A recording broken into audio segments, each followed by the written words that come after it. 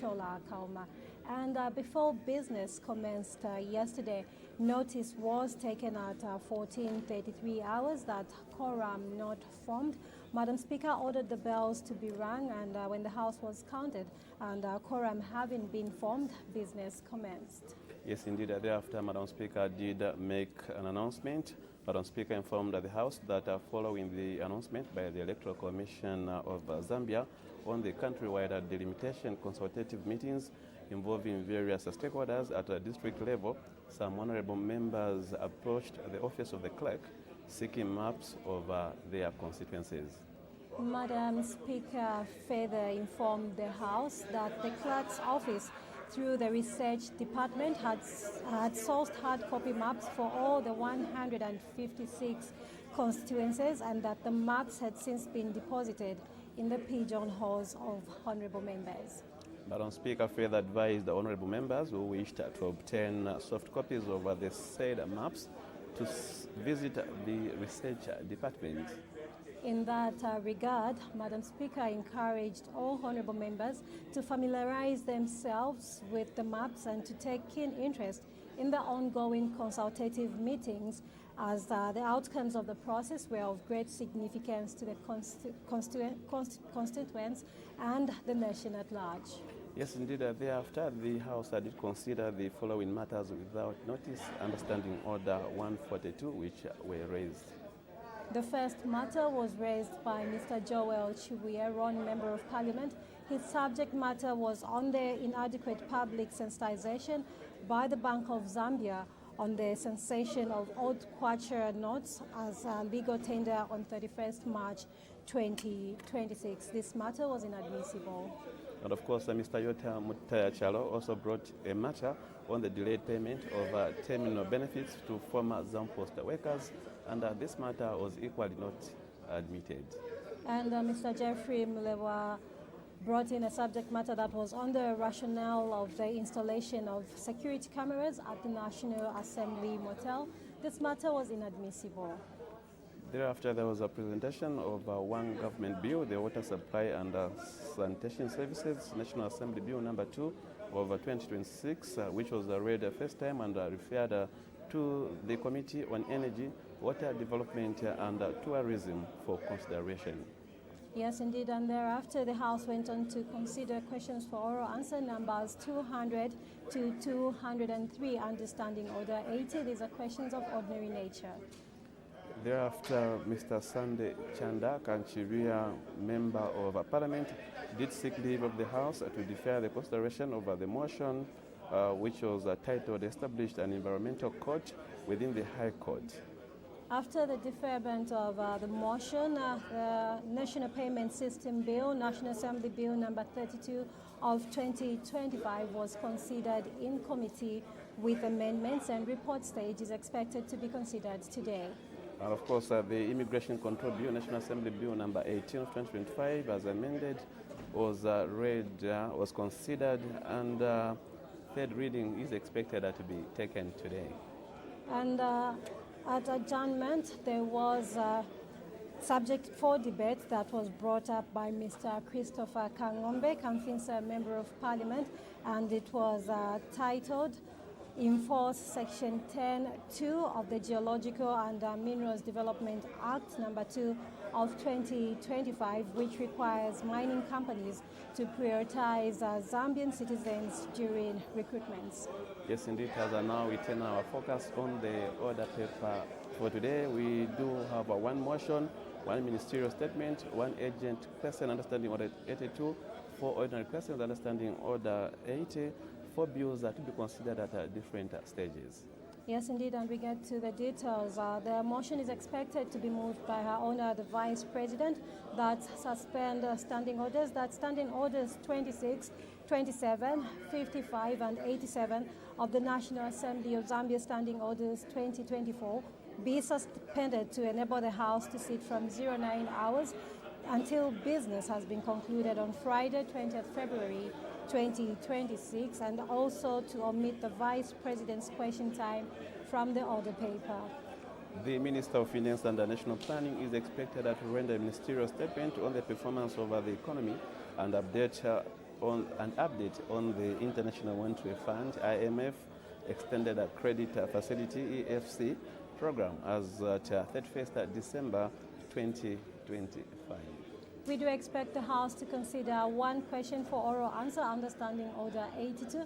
This is a question of urgent nature, question 205, which will come from Mr. Christopher Kangombe, Kamfinsa Member of Parliament, to the Minister of Health. He wants to know in A, whether the government is aware of the shortage of blood supply at the Cancer Diseases Hospital and the University Teaching Hospital in Lusaka District, and in B, if so, what urgent measures are being taken to ensure the availability of blood supply to avert loss of lives. Yes, indeed, and we also do expect Mr. Sunday Chanda to move a private member's motion titled Establish a National Youth Agriculture Technology Agri-Tech Fund, that this House urges the government to establish a National Youth Agriculture Technology Fund to support young people in developing modern farming solutions, climate-smart agricultural tools, and innovative agribusiness models that enhance productivity and sustainability.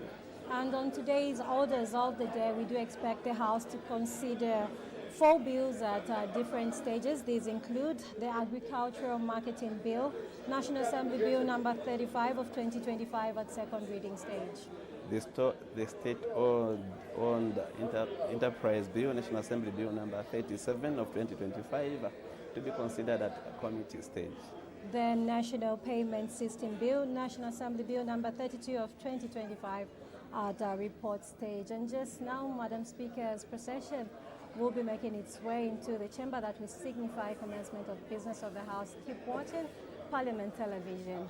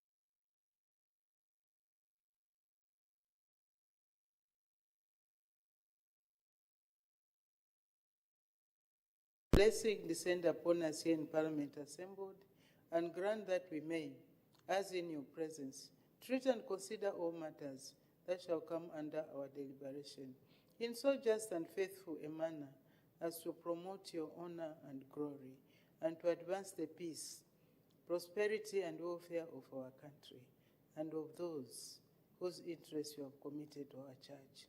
Amen.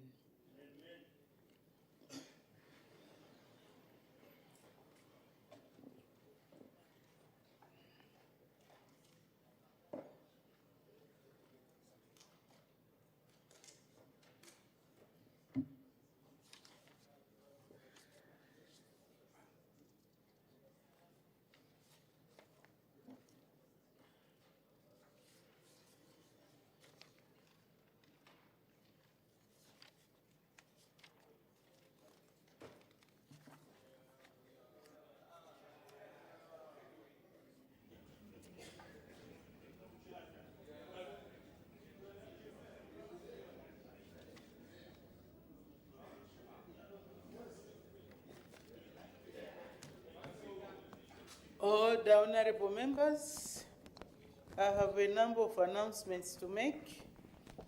The first one is, honorable members, I have received communication to the effect that, in the absence of Her Honor the Vice President, who is attending to other government business, the Minister of Home Affairs and Internal Security, Honorable Jack J. Mwimbu MP,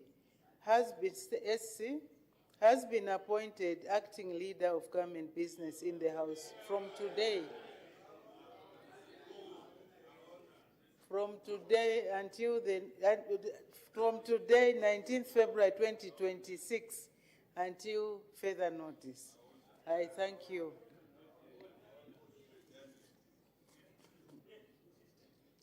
The next announcement, honorable members, I wish to recognize the presence in the public gallery of youth leaders from Pongwe Primary Parliamentary Constituency in Pongwe District.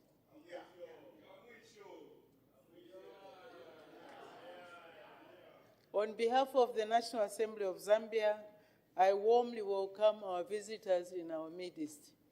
I thank you. You may take your seats. The next announcement, honorable members, I wish to recognize the presence in the public gallery of staff from Limulunga Town Council in Iluena constituency, led by the Council Secretary.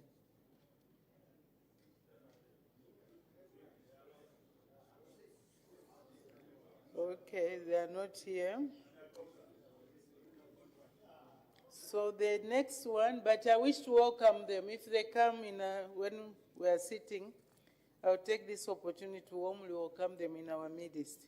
The next announcement, honorable members, I wish to recognize the presence in the public gallery of members of the United Party for National Development, UPND, leadership from Mansa and Kawamba districts in Luapula province.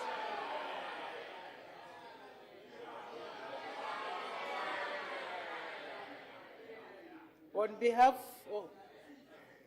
behalf of the National Assembly of Zambia, I warmly welcome our visitors in our midst. I thank you. You may take your seats.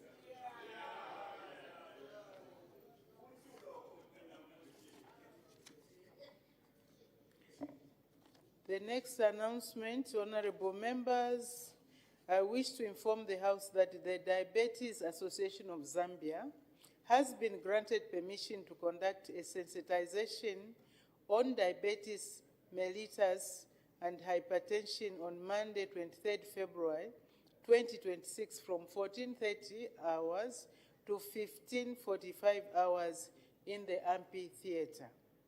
This will be followed by 3 days of complimentary health screening for diabetes mellitus and hypertension, scheduled from Tuesday 24th to Thursday 26th February 2026 between 9 hours and 16 hours.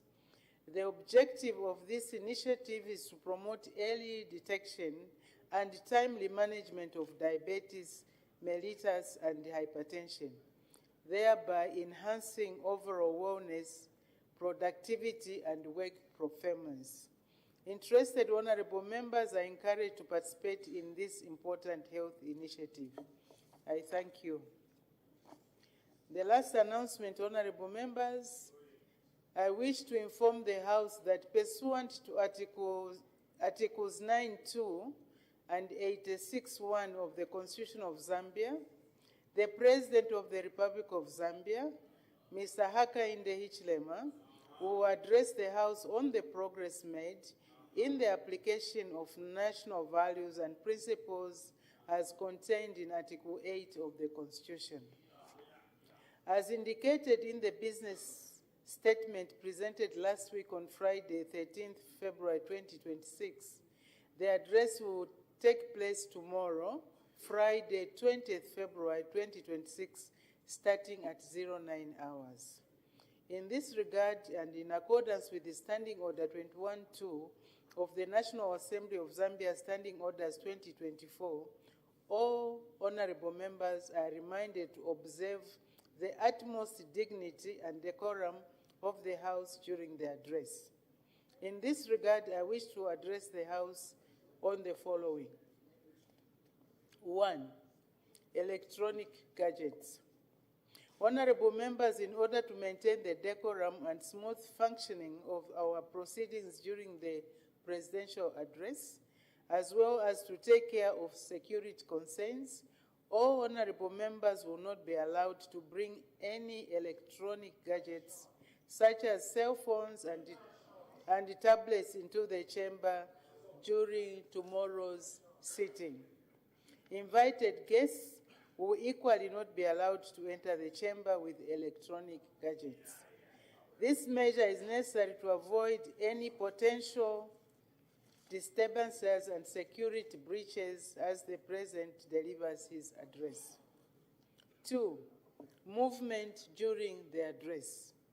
During the President's address, honorable members and indeed invited guests are requested to remain in their seats and avoid unnecessary movements when the President is delivering his address. In this regard, should a member need to leave the chamber during the address, the member may do so quietly using the nearest exit point to avoid causing disturbance. 3. Punctuality. I wish to urge all honorable members to be punctual for tomorrow's sitting and be seated in the House by 09 hours. I wish to inform the House that members and invited guests will not be allowed to enter the chamber once the President begins to deliver his address. This measure is taken in order to maintain the decorum of the House and to prevent any unnecessary disruptions. Your cooperation in this regard will be highly appreciated. I thank you.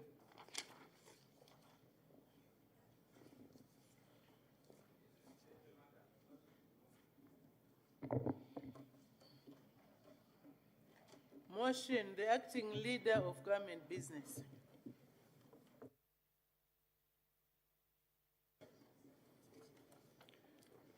Madam Speaker, I beg to move that standing orders 26, 27, 55, and 87 of the National Assembly of Zambia Standing Orders 2024 be suspended to enable the House to sit from 09 hours until business has been concluded on Friday, 20th February 2026.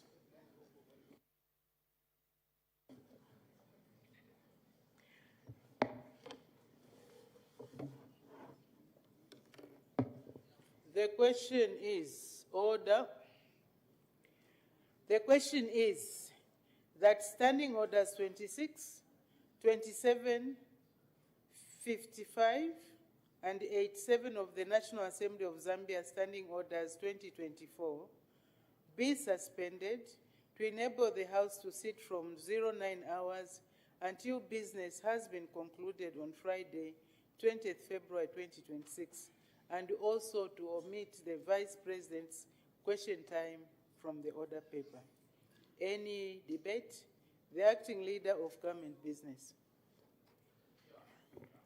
Madam Speaker, Article 86(1), read with Article 9(2) of the Constitution of Zambia, as well as Standing Order 19(1) of the National Assembly of Zambia, Standing Orders 2024, requires the President of the Republic of Zambia to attend Parliament and report to the House the progress made in the application of the national values and principles contained in Article 8 of the Constitution.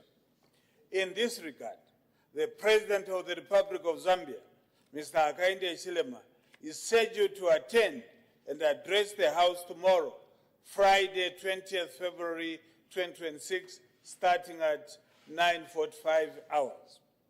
Madam Speaker, Standing Order 26 provides for the suspension of business for 20 minutes at 10:40 hours on Fridays. Further, Standing Order 27 provides for the House to adjourn at 13 hours on Fridays, while Standing Order 55 provides for the daily routine of business of the House.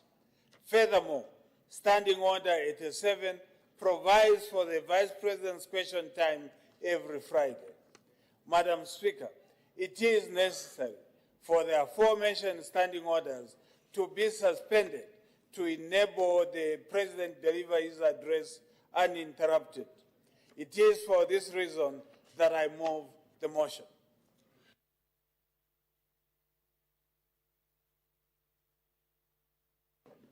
Thank you very much. This is a procedural motion.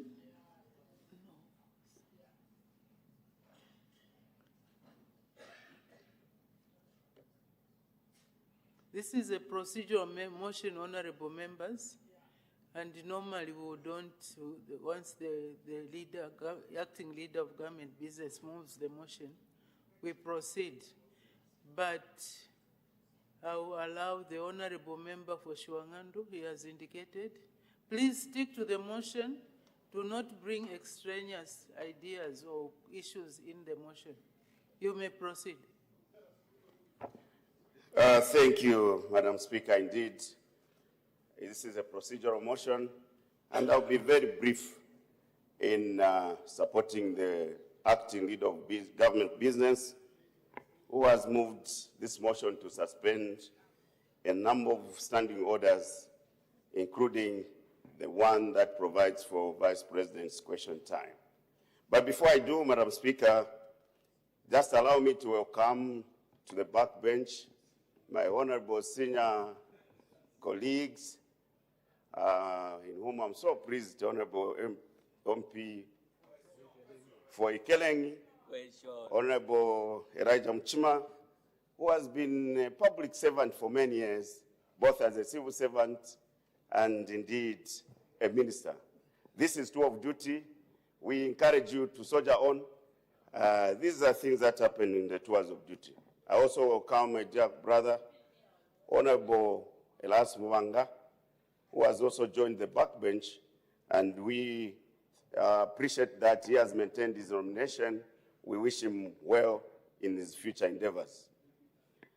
Madam Speaker, the motion to exclude the vice question time is now giving us the second Friday of not having us as members of Parliament interacting with our Honour the Vice President. However, Madam Speaker, we are expecting the President tomorrow to come and address this August House at a very critical time. And some of the questions we would have loved to pose to our Honour the Vice President are expected to be addressed by His Excellency. Madam Speaker, His Excellency is coming at a time when the nation seems to be divided on a number of matters. Order, honorable member for Shiwangandu, I guided. The motion is to suspend standing orders. Let's not speculate. Let's leave that order, honorable member for Shiwangandu. Order. Madam Speaker, these ministers who should have been fired. Yeah. Order. Let's not start reading into what has not been said. That will amount to speculation. Let's wait for the address, then we can, in the motion for thanks, we can be able to address those concerns. For now, we're just suspending of standing orders dealing with adjournment time and the Vice President's question time. So may the Honorable Member wind up so that we make progress. Madam Speaker, I'm focusing on the standing order that has suspended our Honor the Vice President's question time. And I'm saying we have missed an opportunity when we could have addressed a number of pertinent issues, Madam Speaker. Madam Speaker, we shall be talking about the application of national values. We, Madam Speaker, are getting into the 9th month since we lost the 6th Republican president. And now we are hitting headlines as a nation regarding the same very national matter, which we could have collectively, and I don't apportion blame on a matter like this, Madam Speaker, because as a nation collectively, we should have applied and we should have appealed to our collective wisdom to ensure that this matter is done. Now we have revelations of investigations that are popping up, again, pointing to the fact that we as a nation are failing to get together and address this very important issue, Madam Speaker. How I would love His Excellency, the President of the Republic of Zambia, who would be here to try and assure the nation that this matter will be addressed sooner than later, because it doesn't present one, Madam Speaker, that we still have got the remains of His Excellency, the 6th Republican President, still in the fridge. And now we are listening to investigations that we don't know has instigated them. These are issues, Madam Speaker, that require leadership, that require wisdom. Honorable Minister of Sports, be serious. I'm talking about a serious issue. Don't be useless. Order, honorable members, order. Honorable member for Madam Speaker, these are the ones who are supposed to be fired. Can we have some order? Please, can we allow the honorable member for Shwangandu to... Honorable member for Madam Shwangandu, Speaker, in conclusion. I'm still speaking. Madam Speaker, in conclusion. I said order. Honorable members, let's allow the honorable member for Shwangandu to debate freely. Democracy is about debating freely. Secondly, the honorable member for Shwangandu, I guided, please let's stay away from controversial issues. Because whatever you say, the other side is going to respond. And when they respond, it will be found not to be in good standing. It's not, let's stick to the motion. May the honorable member for Shwangandu wind up. Madam Speaker, in conclusion, I'm still staying. We need to provide leadership collectively, both those on your right and on your left, to ensure that the family of the former head of state can get to peace and get back home so that they can resume their normal lives. Mr. Speaker, Madam Speaker, we expect that we are remaining with a few weeks. We can have a few Fridays where we can interact with our Honor the Vice President, and that we hear what government he is planning for their citizens who have had a number of challenges. With these few remarks, Madam Speaker, I support the motion to suspend the 3 standing orders. I thank you. Thank you very much. The acting leader of government business, winding up debate. Thank you, Madam Speaker. Madam Speaker, ordinarily, I would not have commented on issues surrounding the burial of the late president. Taking into account that this matter has been raised on the floor of this House, it is my duty and responsibility to respond to the same. Madam Speaker, it is tried to state that this government has always been desirous to bring the body of the late president to be buried in Zambia. It is the family, Madam Speaker, who do not want certain procedures to be taken. They wanted to bury in South Africa.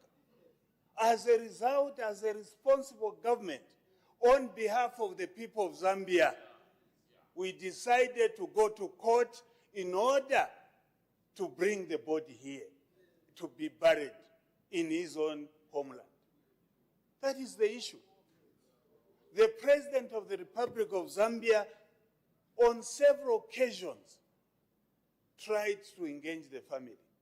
Emissaries were sent to South Africa to discuss with the family in order to bring our dear brother to be buried home.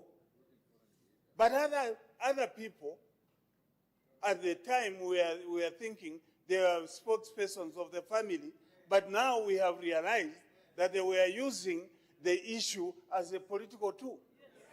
And as a result, this matter has protracted. We, as government, as I indicated, we are desirous to have the body brought home, given a dignified funeral, and be buried in Zambia. That is what we are intending to do on behalf of the people of Zambia. We have nothing to hide, Madam Speaker. The issue which has now arisen was brought out by themselves, the PF. They are the ones who allege that the president was poisoned. If you make such an allegation in a civilized society, the police will move in. And that is what has happened in South Africa. We are not the ones who made the allegations. You are the ones who have made the allegation. Let this matter be concluded in the manner you anticipated through the allegation of poisoning.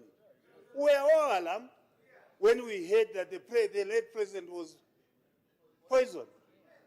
We were all anxious to know as to who poisoned him, what type of poison was used. So why do you want to throw the ball in our court when it's you who started it? Let's not start things which cause controversy in the country. I want to end by saying, if the family is willing, if they want to bury here and they have changed their position, the government of the Republic of Zambia, Madam Speaker, is willing to do everything possible to bring the body and be buried in Zambia.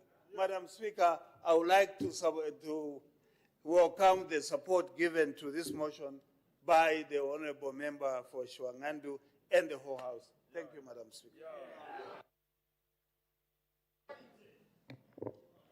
Thank you very much.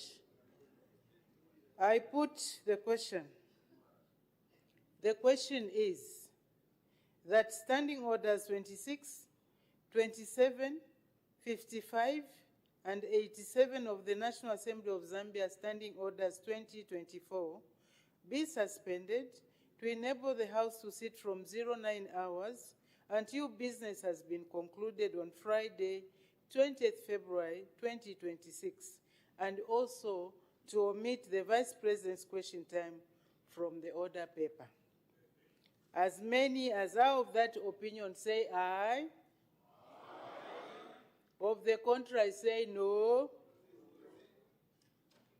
The ayes have it. The ayes have it.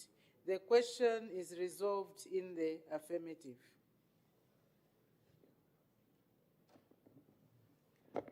We go to the next item.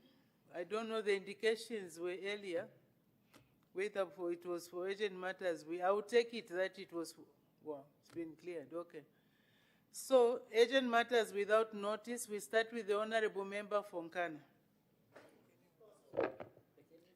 Madam Speaker, I wish to raise an urgent matter without notice, which matter I wish to direct to the Minister of Finance. Madam Speaker, this matter I wish to raise is very urgent and very compelling, such that if urgent steps are not taken, we may continue to lose lives. We have a number of our friends and colleagues who have resorted to taking their lives because of failing to cope with this particular situation I want to explain. Madam Speaker, the tradition has always been that when businesses have struggled because of unfavorable business environment, ZRA would always offer businesses flexible payment terms towards whatever could be owing to ZRA by many business entities. What has happened today, Madam Speaker, is that ZRA is no longer in any position to compromise with business entities, and what is happening is that any area that a business entity would owe ZRA, they will immediately revoke the tax clearance, they will immediately resort to garnishing their payments. Many businesses that would have otherwise contracted or gotten loans from banks are now closing up. And as you are aware, those who have gotten loans from banks have had their properties repossessed, and many have now resorted to taking their lives because of the pressures that come with such a situation. Is the Minister of Finance, Madam Speaker, in order not to come and at least assure the businesses, the business houses, that government, the so-called listening government, would otherwise treat them in a better way, by way of being lenient, owing that these businesses have endured serious challenges owing to the many things that have happened in the business environment. Madam Speaker, I seek your indulgence around this urgent matter. Thank you very much, Honorable Member Fonkana. I suggest you put in a question which the Honorable Minister can be able to address. The matter is important, but it does not qualify to be raised as an urgent matter without notice. The Honorable Member for Kamfinsa. Thank you very much, Madam Speaker. Madam Speaker, I wish to direct an urgent matter to Leader of Government Business, who I believe will represent Minister of Local Government and the Minister of Infrastructure. And this matter, Madam Speaker, is in relation to a farm block in my constituency called Kakolo, which has been cut off due to a bad state of a road that comes from Zamtan, leading to this very, very important farm block called Kakolo. Madam Speaker, as a very responsible member of Parliament, I did took a visit to the affected area where people have been cut off. I did raise the matter with Kitwe City Council Engineering Department. They've attempted to resolve the problem, but clearly they have failed to attend to this matter because 3 days now, Madam Speaker, the place remains cut off, and our farmers are struggling because they can't go to the places where they occupy. I took another drive to Mopani Copper Mines, hoping that Mopani, with their equipment, they would be able to provide us with an immediate relief so that people can move between Zamtan and the farm block. Unfortunately, Mopani is also not in a position under their CSR program to supplement the local efforts that we have done. The third step I took, Madam Speaker, and as I raised the matter, was to reach out to the Zambia National Service Command to request that the way ZNS has responded to other similar challenges, they will be able to chip in quickly to ensure that our people in Kakolo can have access to their farm block. Madam Speaker, I've been compelled, with all those steps that I have taken, to raise this matter on the floor, because now our farmers are asking. Now the people that are occupying that residential and farm block, they are now asking, if all these efforts have not yielded any particular outcome, why can't government chip in? And this is why, Madam Speaker, the urgent matter is directed to Leader of Government Business, requesting for your indulgence in this very, very important matter. Madam Speaker, I thank you.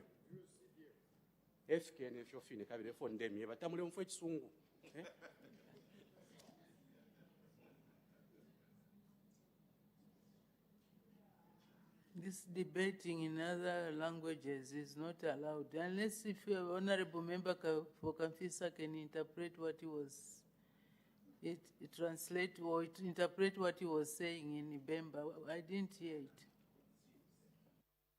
Madam Speaker, one of the ministers was saying we should use CDF. And I was responding that those are the same measures that have not yielded the outcome of correcting the bad state of roads. So I basically was also running a comment, since he was also running a comment. Okay, thank you. Let's avoid running commentaries. Honorable member for Kamfisa, you've said you've gone to the mining company, to ZNS. Have you been to DMMU? I suggest you go to DMMU because they are the ones who are in charge of disaster management. In any event that matter happened, it looks like it's a matter that has been ongoing. You are saying 3 days have passed. For a matter to qualify as an urgent matter, it has to be within 24 hours. So the matter does not qualify, but I would suggest, Honorable Member for Kamfisa, that you get in touch with DMMU and also the government, the ministry, if you are not aware yet that the farm block has been cut, please can we take measures and address that issue? Because the people there will need access, as the Honorable Member has expressed. But Honorable Member, please follow up with the DMMU. So the matter is not admitted as an urgent matter without notice. The Honorable Member will be the last one. Mitete. Madam Speaker, thank you so very much. And this is going towards the acting leader of government business. It's raining cats and dogs limited, meaning it's raining heavily. Kakwacha Ward, Washishi in particular, people and domestic animals, there's a disaster. People are trying by all means to dig the furrows, to let water flow. The situation is unbearable. Since this is a listening government, through, Madam Speaker, what you termed that Limulunga, it's Mitete Council, which is there. The cash for work is helping to do those furrows. So, lead of government business, your government is a very listening government, that people are able to dig the furrows, to let the water go. So apart from using CDF, there is also cash for work. Your Honor, any immediate measures, I know it's not a dependency syndrome, but any immediate measures will help the people of Washishi. This has happened, the last time it took place, if I'm not mistaken, it was 2008, 2006. This is when it is happening again. Climate change is a reality. Your Honor, will you fly with me after the address tomorrow to Washishi, so that together we'll be able to get to know, to assess the extent of how the crops have been submerged, and then good measures are taken. It's raining. Actually, your time, Honorable Member for my time is run gone. out. Your read of government business. Thank you very much. Thank you very much. I was following, then I even forgot that there was time. Honorable Member for Mitete, I was following and just trying to recollect. I think this is the second time that you are raising this matter. The first time you raised it was when the onset of rains started. And now you have raised it again. Just like I advised the Honorable Member for Kamfinsa, please visit DMMU and find measures and means of trying to alleviate those problems that your people are facing. But during the rain season, if it's a lot of rain, of course we expect floods. If there is no rain, we expect drought. So we just have to find means and ways to work around those challenges and ensure that the people are safe and also property is safe. So please do engage the DMMU office for them to address that issue. Otherwise, we can send some boats for you to do the Komboka ceremony. That was on a lighter note. So let's make progress. I have permitted the Honorable Minister of Finance and National Planning to present a ministerial statement. The Honorable Minister of Finance and National Planning.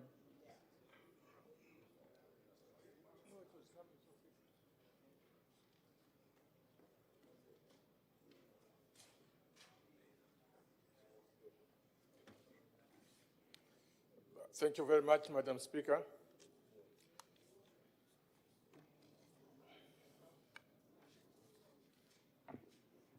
I thank you for granting me this opportunity to update the House and the nation at large on the state of the economy as of end December 2025 and an update on the program that we have with the International Monetary Fund, IMF. Madam Speaker, when we assumed office in 2021, we inherited a difficult economic environment. Our nation faced unsustainable debt, weak domestic revenues, high inflation, exchange rate volatility, low gross international reserves, and declining investor confidence, made worse by policy inconsistencies.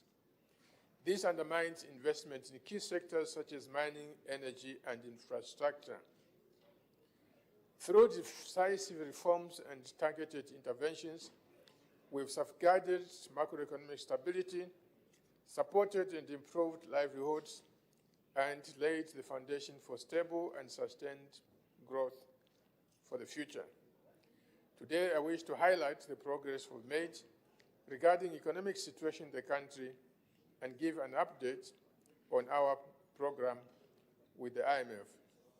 Madam Speaker, the government remains committed to fostering transparency and strengthening public confidence through timely updates on key economic developments, both domestic and external.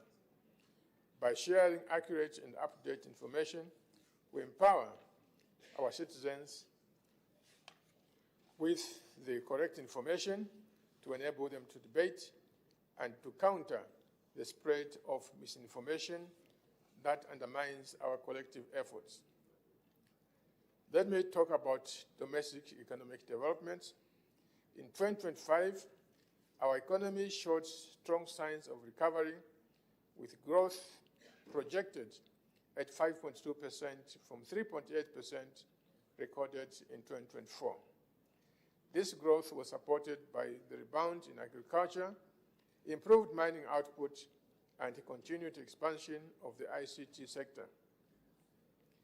In the mining sector, a predictable tax regime, issuance of licenses, and dispute resolution encouraged new investments and the reopening of previously idle mines.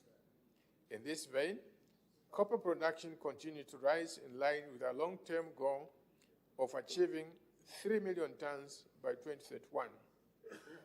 As at end 2025, copper production increased by 7.8% to 890,000 metric tons, or just over 890,000 metric tons, from 826,000 tons in 2024. and this was mainly due to increased output from all the major mining companies. In agriculture, the sector recovered in 2024-2025 due to improved rainfall conditions, strengthened extension services, and the full rollout of the EU voucher FISIP system in all districts. We also rehabilitated dams and expanded irrigation to encourage year-round production.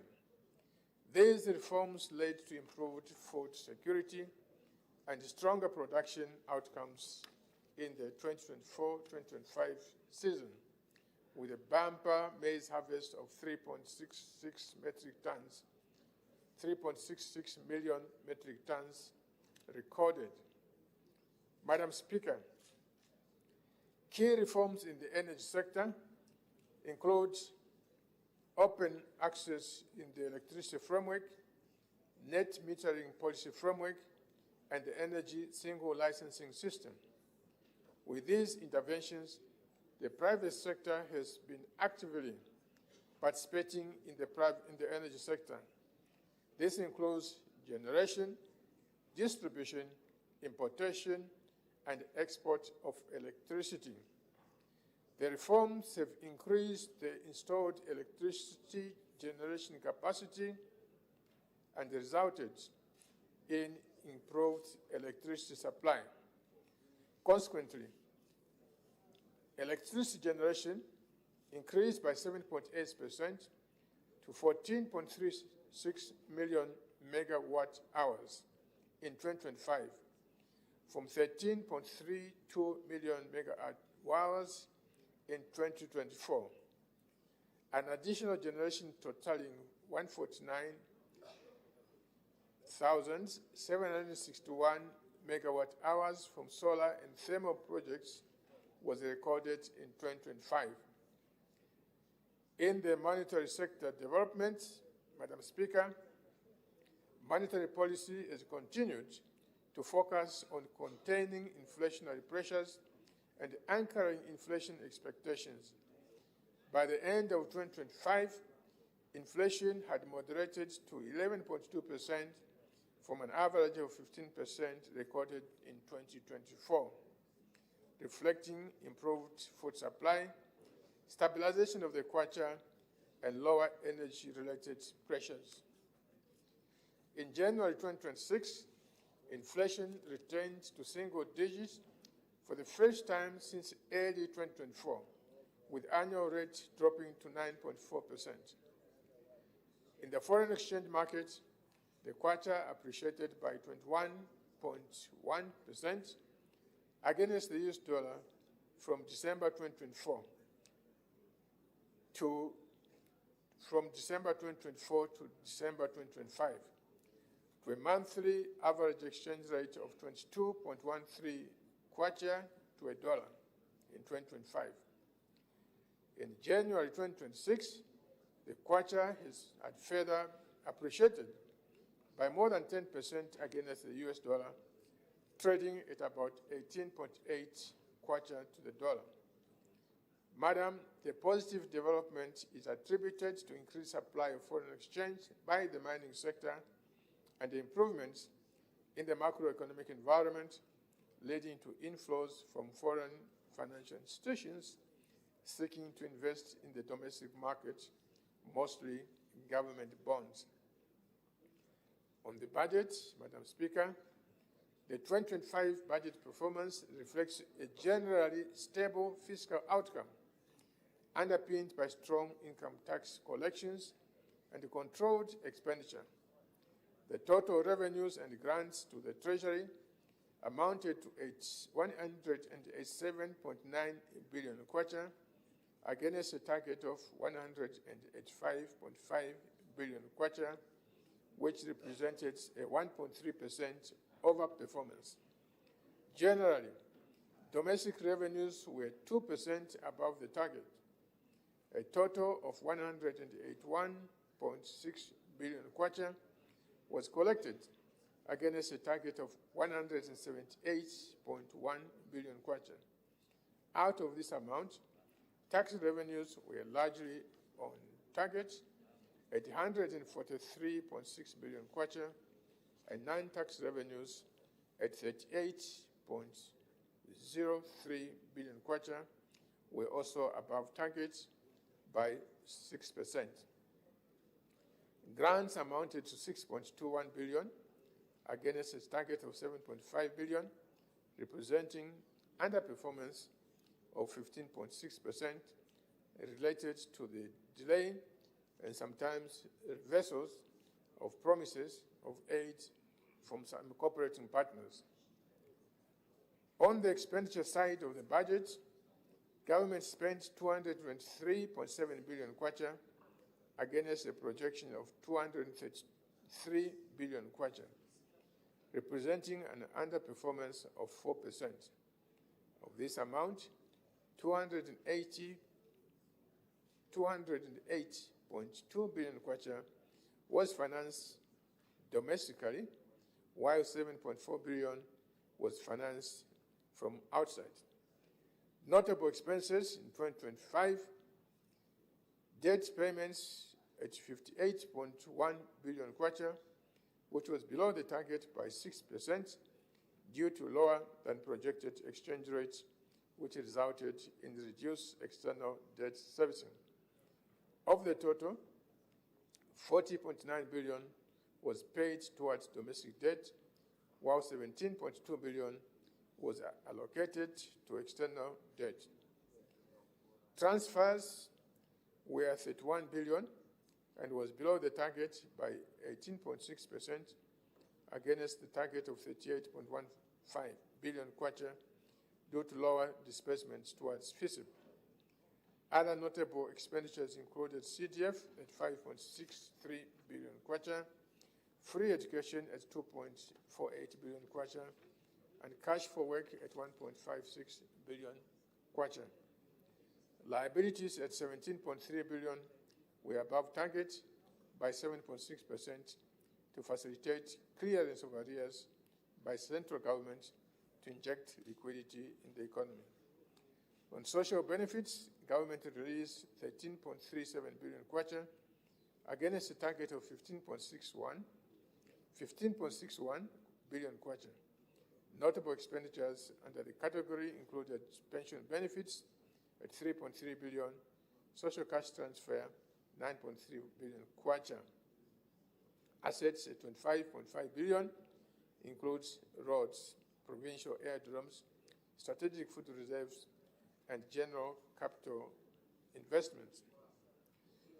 The 2025 budget was brought on track with the disbursements to key flagship programs achieved, like free education, CDF, cash for work. These expenditures reflected our commitment to value for money, expanding opportunities for our people, and protecting the vulnerable. In order to sustain budget credibility, our budget deficit closed at 3.4 billion, 3.4% of GDP, better than the projected 4.6% of GDP. On public debt, Madam Speaker, as of December 2025, total public sector debt stood at $28.9 billion,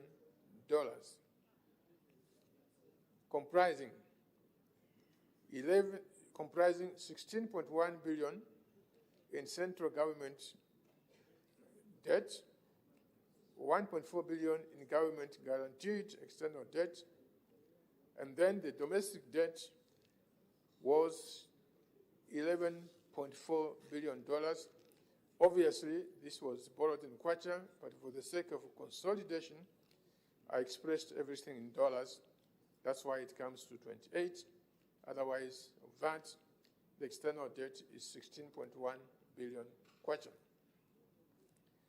The stock of domestic debt contracted through the issuance of government securities, though the issuance of government securities increased marginally by 0.4%, rising from 252.8 billion in September to 253.7 billion in December.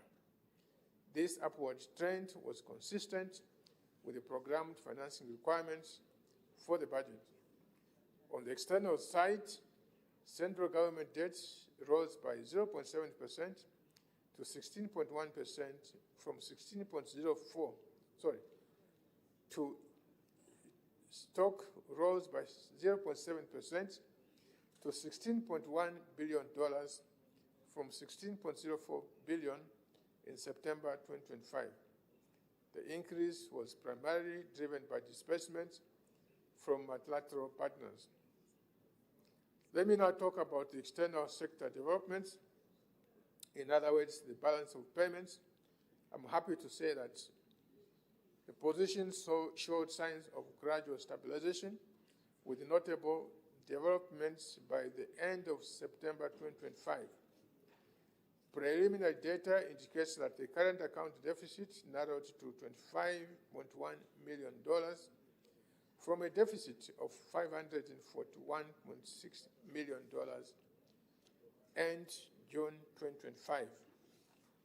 This was driven by stronger balance of payments on goods, which rose to $600 million from $257 million in June 2025. Gross international reserves, Madam Speaker. Gross international reserves as at the end December 2025 was at $5.2 billion US,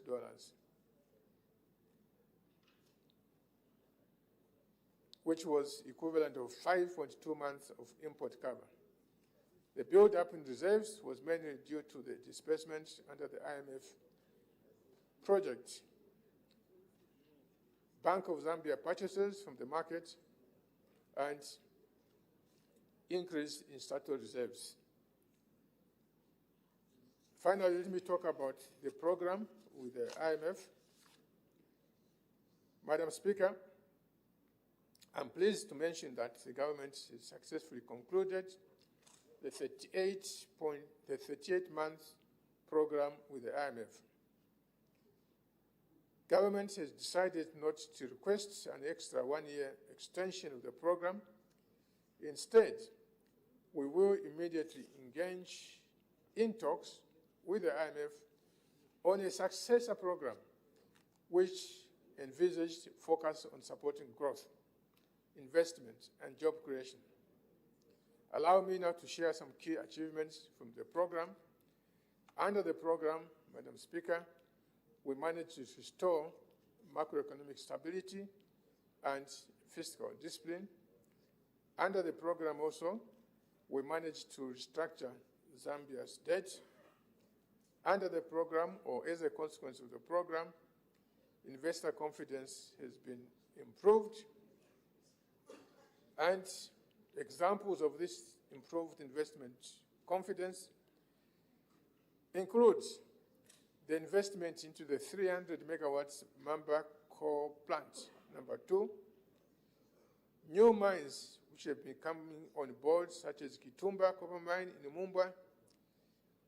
Another example of improved investor confidence is the investment in urea fertilizer in Chilanga, which will mean that Zambia will now be a net exporter of all types of fertilizers. Another success under the IMF program was increased access to concessional financing. A lot of money that we received under this program, Madam Speaker, especially from the World Bank, were grants. In other words, not loans, but grants, free money given to us, because we managed to convince our partners that we are doing the correct things in Zambia.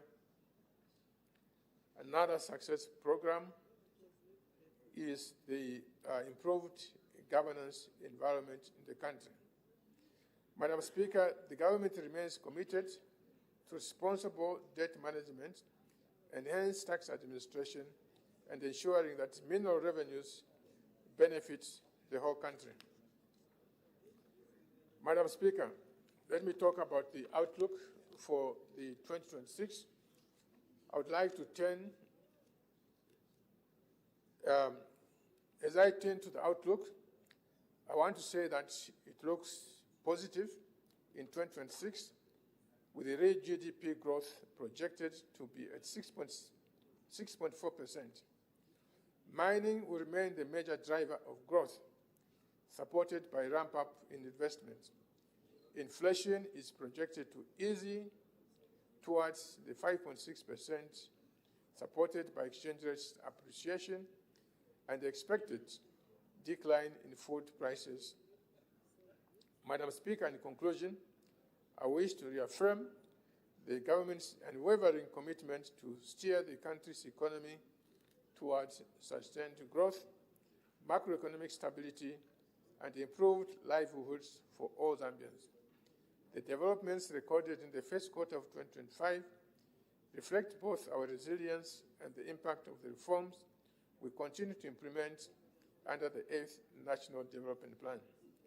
We are aware of the challenges that remain, ranging from global uncertainties to domestic structural constraints. We do, however, remain confident that through implementation of sound policy, prudent fiscal management, and close collaboration with stakeholders, we will build a stronger and more inclusive economy. Let me assure the House and the nation that the government remains committed to accelerating reforms in the public finance management, increasing production and productivity across all sectors, because that is the only way to build wealth and also to improve the livelihoods of the people. Madam Speaker, I thank you. Thank you very much. Honorable members are now free to ask questions on points of clarification on the ministerial statement presented by the Honorable Minister of Finance and National Planning. We start with the Honorable Member for Kamfisa. Thank you very much, Madam Speaker.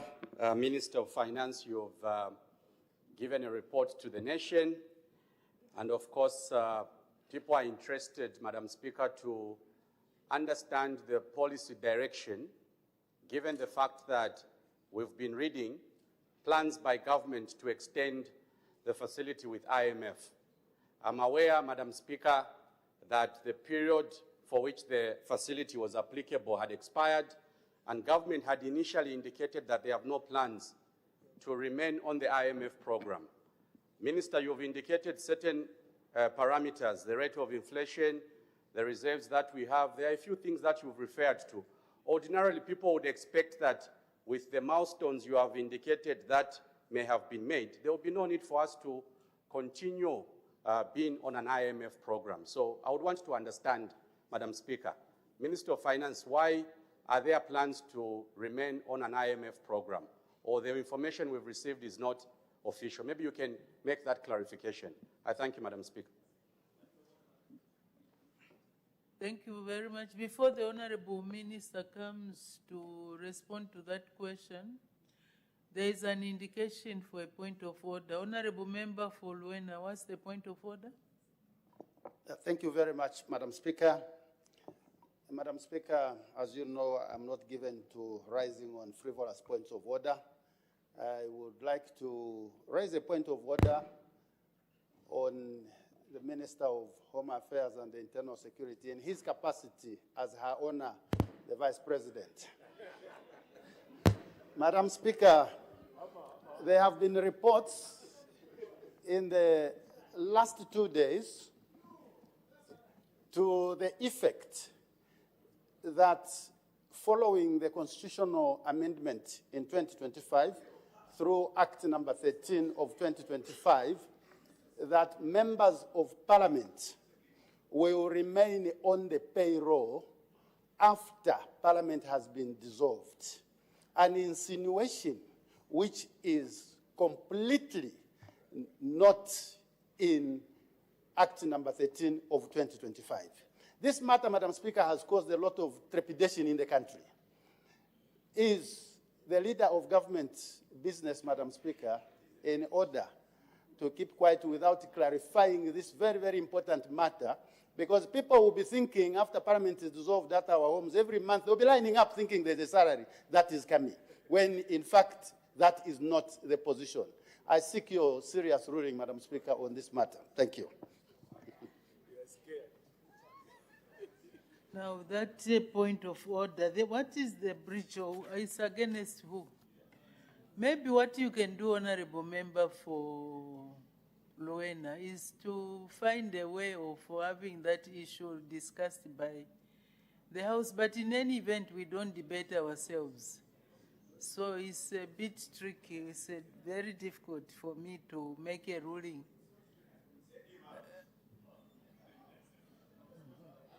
Okay, let's get back. So the point of order is not admitted. You can find means and ways of clarifying that point to the members of the public.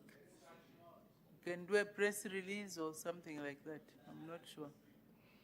The Honorable Minister of Finance and National Planning. Thank you, Madam Speaker. Madam Speaker, the Honorable Member for Kamfinsa is seeking an answer as to why it is necessary to have an IMF program, a program with the IMF, the immediate past one having lapsed. Why do we need to have another IMF program? Let me start by saying that indeed, we all aspire that our countries should be able to do things on their own without the need of help from outside, whether it's from donors, whether it is from the IMF. And indeed, Madam Speaker, in the year 2011, as the MMD left office, things were in place and there was no need for an IMF program. We agreed with the IMF, bye-bye, shake hands, you don't need us, and they left.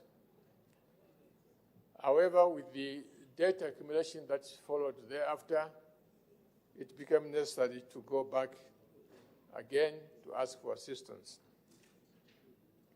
Madam Speaker, in spite of the positive metrics that I've read out, Zambia still remains vulnerable. I mean vulnerable because we must acknowledge that the debt restructuring that we went through is debt restructuring. It was not debt write-off. During the HIPIC days, debt was completely written off. Now the debt has been restructured, mainly by stretching it out so that we can be able to service, but over a long period of time. That's where the vulnerability now comes through, because we are still servicing this debt, and there is always a possibility in this world that a crisis might emerge. A crisis might emerge because maybe the copper prices slumps. We don't project that, but you can never rule out anything. Vulnerability could also arise because of global conflicts, where, for example, international trading routes are disrupted. Vulnerability could also arise because of a catastrophe of one type or another. So we are okay. As far as debt service is concerned, we are okay. But the position is not as comfortable as that which obtained in 2011 when debt was written off. So as a hedge, as insurance against the possibility that a crisis could emerge, this is why we thought it is important to have an IMF program so that if at all that crisis emerges, there's a cushion that we can rely on. But also, secondly, Madam Speaker, the other reason why we felt that we needed another program is because having stabilized the economy up to now, the next phase of economic management is how do we get the economy to grow faster so that we have more mines opening, we have more factories opening, we have more farms opening. Therefore, this is where we need collaboration. It may not necessarily be money, but it may be about ideas. What ideas do we put on the table so that now our economy begins to get bigger, as I've said before, so that we aspire to be like Mauritius, aspire to be Indonesia, aspire to be, that's what is going to improve the livelihood, the living standard of our people, and that comes through further economic policy reforms. Madam Speaker, I thank you. Thank you. The Honourable Member for Chama North. Thank you, Madam Speaker, for the opportunity. Thank you, Minister of Finance, for your ministerial statement in which you have outlined Zambia's economic performance. Honorable Minister, based on the 2026 annual borrowing plan, the new Dawn government has adopted a strategy that relies heavily on domestic financing.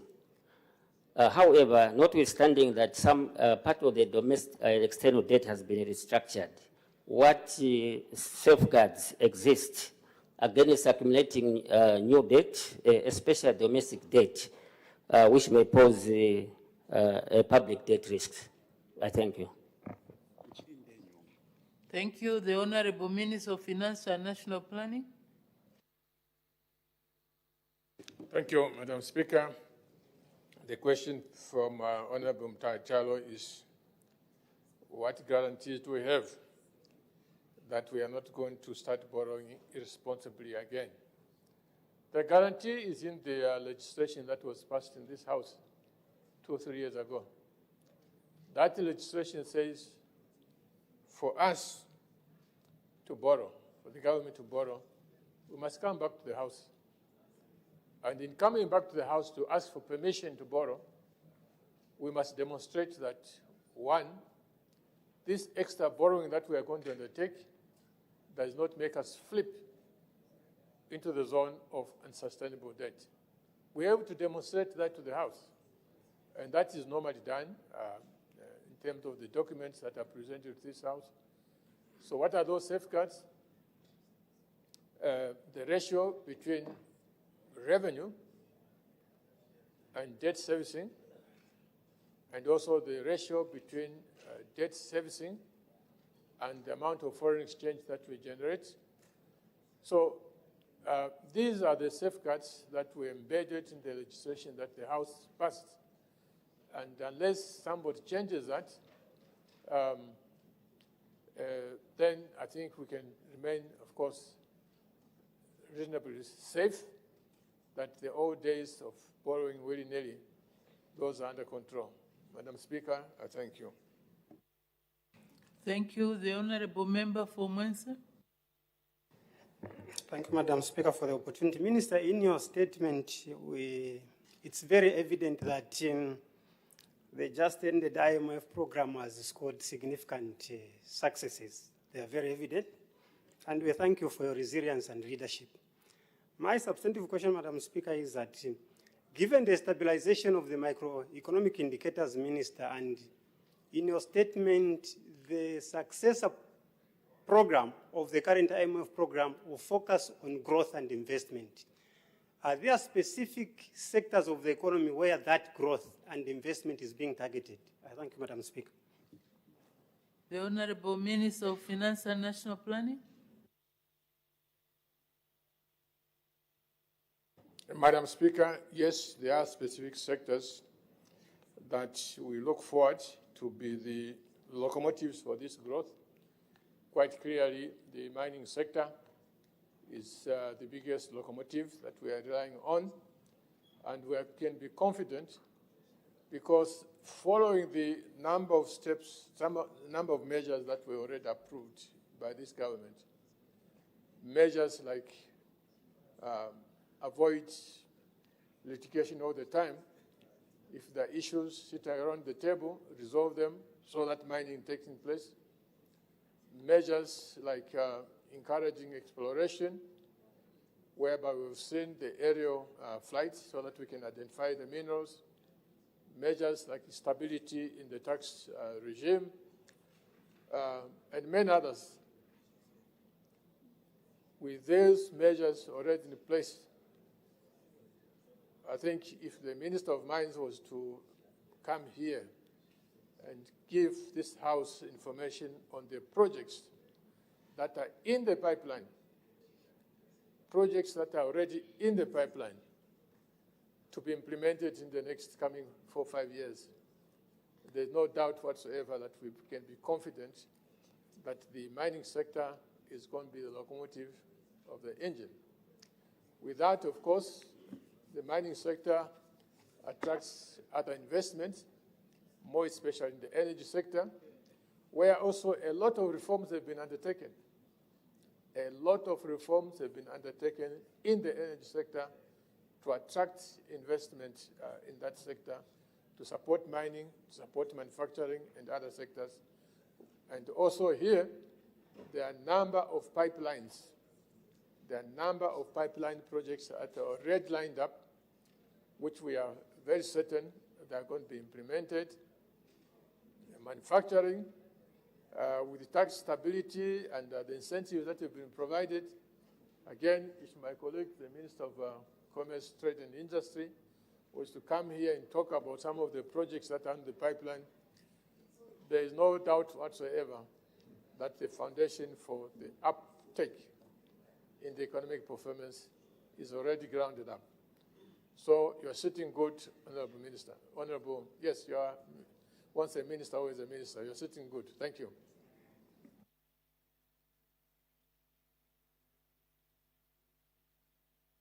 Thank you. The Honorable Member for Kantanshi.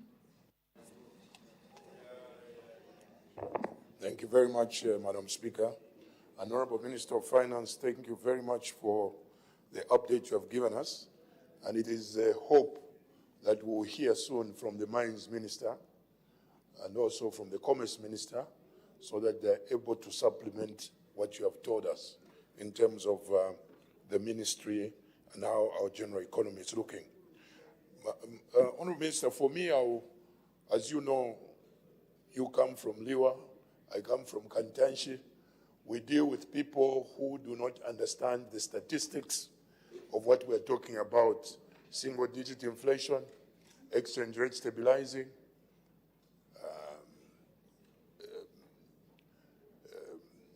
the prices of commodities still remain the same. In fact, there are people who still believe that they were better off in 2021 than they are better off now. And you know very well that what you have given us, the overview, is far much better than 2021, beyond actually, because it's representing a strengthened economy. When are we going to see government? When are we going to see government seriously engaging, especially our manufacturers, for us to have this benefit be passed on to our people? Already, we have a bumper harvest, but the same price of mealie meal. The price of mealie meal seems to be still, almost the same price. But we had a huge bumper harvest, and people would ideally expect that the price of mealie meal would reduce. We produce sugar, but the price of sugar keeps going up. We produce cooking oil. The price of cooking oil keeps going up. But you have a strengthened exchange rate, you have a strengthened inflation rate. What is government going to do so that our people out there that you and me represent will actually feel those statistical figures translating into their day-to-day lives? Thank you very much. Thank you. The Honorable Minister of Finance and National Planning. Madam Speaker, I want to thank you and also want to thank Honorable Mumba. I think he has been very consistent in challenging government to explain to the ordinary person the benefits of these numbers that we are throwing around. The first point I want to raise is to address what he says might be some perception by some people that they were better off in 2021 compared to today. That perception, Honorable, is that it is a little bit a distorted perception. It's a partial perception in the sense that it does not take the holistic view of what human well-being means. Once you take a comprehensive view of what well-being means, you realize that now as we speak, most family people are better off compared to in the past. What do I mean? What I mean, Madam Speaker, is that when people were saying they were better off, yes, they may have been eating bread, they may have been eating this and that, but as they were doing so, their children were not going to school because they could not afford to send children to school. It can be very misleading to feel that because you are eating bread, but you are failing to take your child to school, then you are better off. But you cannot be better off that way. You cannot be better off that way because by failing to take your child to school, you have condemned yourself as the present generation. You have condemned your children, which is the next generation. You have condemned the following generation, your grandchildren. You have condemned them to perpetual poverty because you have over-focused on the present. You have not invested into the future. You have not invested into the future. So I would say that anyone who failed to take their children to school, we are failing to invest into their future. Their children, grandchildren, great-grandchildren, we are going to be condemned to poverty for the next 40, 50 years. So by this government now taking that burden off the parents, putting on the shoulders of society, how can anyone convince me that when your children are being taken to school, you are worse off compared to the time when you are failing to take your children to school? It just does not make sense. It just does not make sense. But let me come to the issue of the consumption patterns or what we spend to live. Yes, the exchange rate is stabilized, it has come down. Some prices have come down, but not enough. What should happen? Should we force prices down? I don't think that's the way we should see the future. Because forcing prices down, like to take the example that you gave, why is the meal price not coming down? You are basically telling government or society at large to go to farmers and tell the farmer, Mr. Farmer, so that me who live in Matero, me who live in woodlands, can have a cheaper food. Can you, Mr. Farmer, reduce your price of maize? Can you, Mr. Miller, in spite of the electricity charges and all these things, reduce your prices? That's not the way we see ourselves growing prosperous. The way we see ourselves getting prosperous is through these jobs that are being created. The jobs that are being created in the mines, salaries going up. The jobs being created in the manufacturing sector, tourism, energy. As more and more people get into a job situation, poverty gets reduced. Let's not forget the fact that the biggest poverty is when you have no income at all. Because when you have no income at all, it doesn't matter whether the price of meat is reduced, price of milk is reduced. If you have zero income, you are in poverty.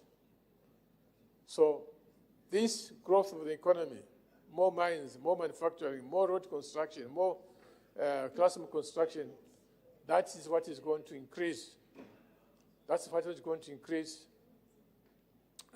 money in our pockets and reduce poverty.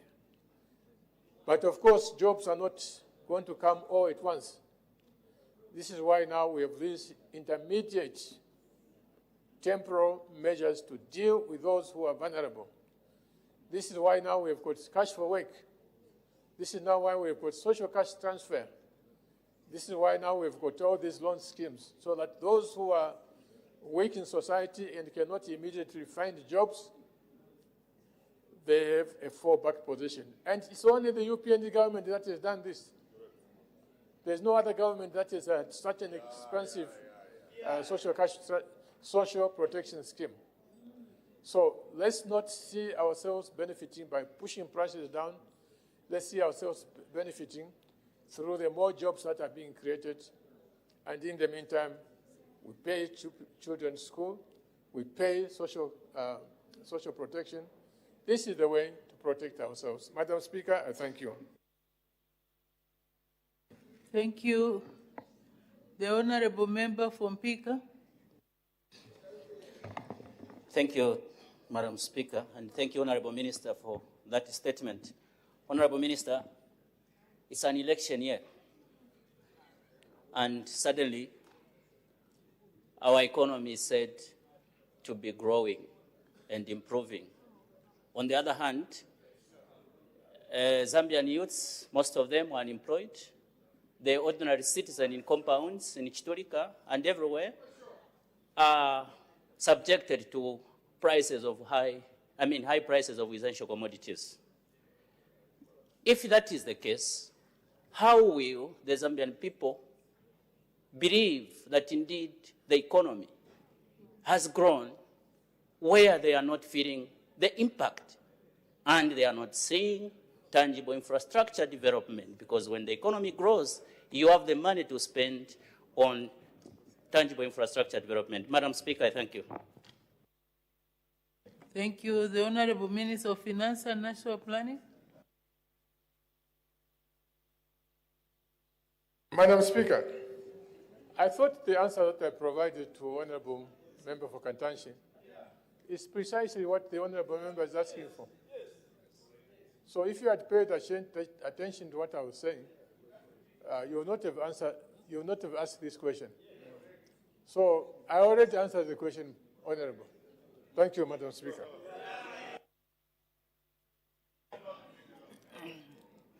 Thank you very much. So, honourable members, let's take interest in this subject matter. I think 4 years ago it would have been very interesting. But now it looks like people are not very interested in the subject matter. But let's make progress. The honourable member for Sikongo. Thank you so much, Madam Speaker. I think to start with, Madam Speaker, I would like to thank the Minister of Finance and the European government for a job well done to stabilize an economy that was in the doldrums.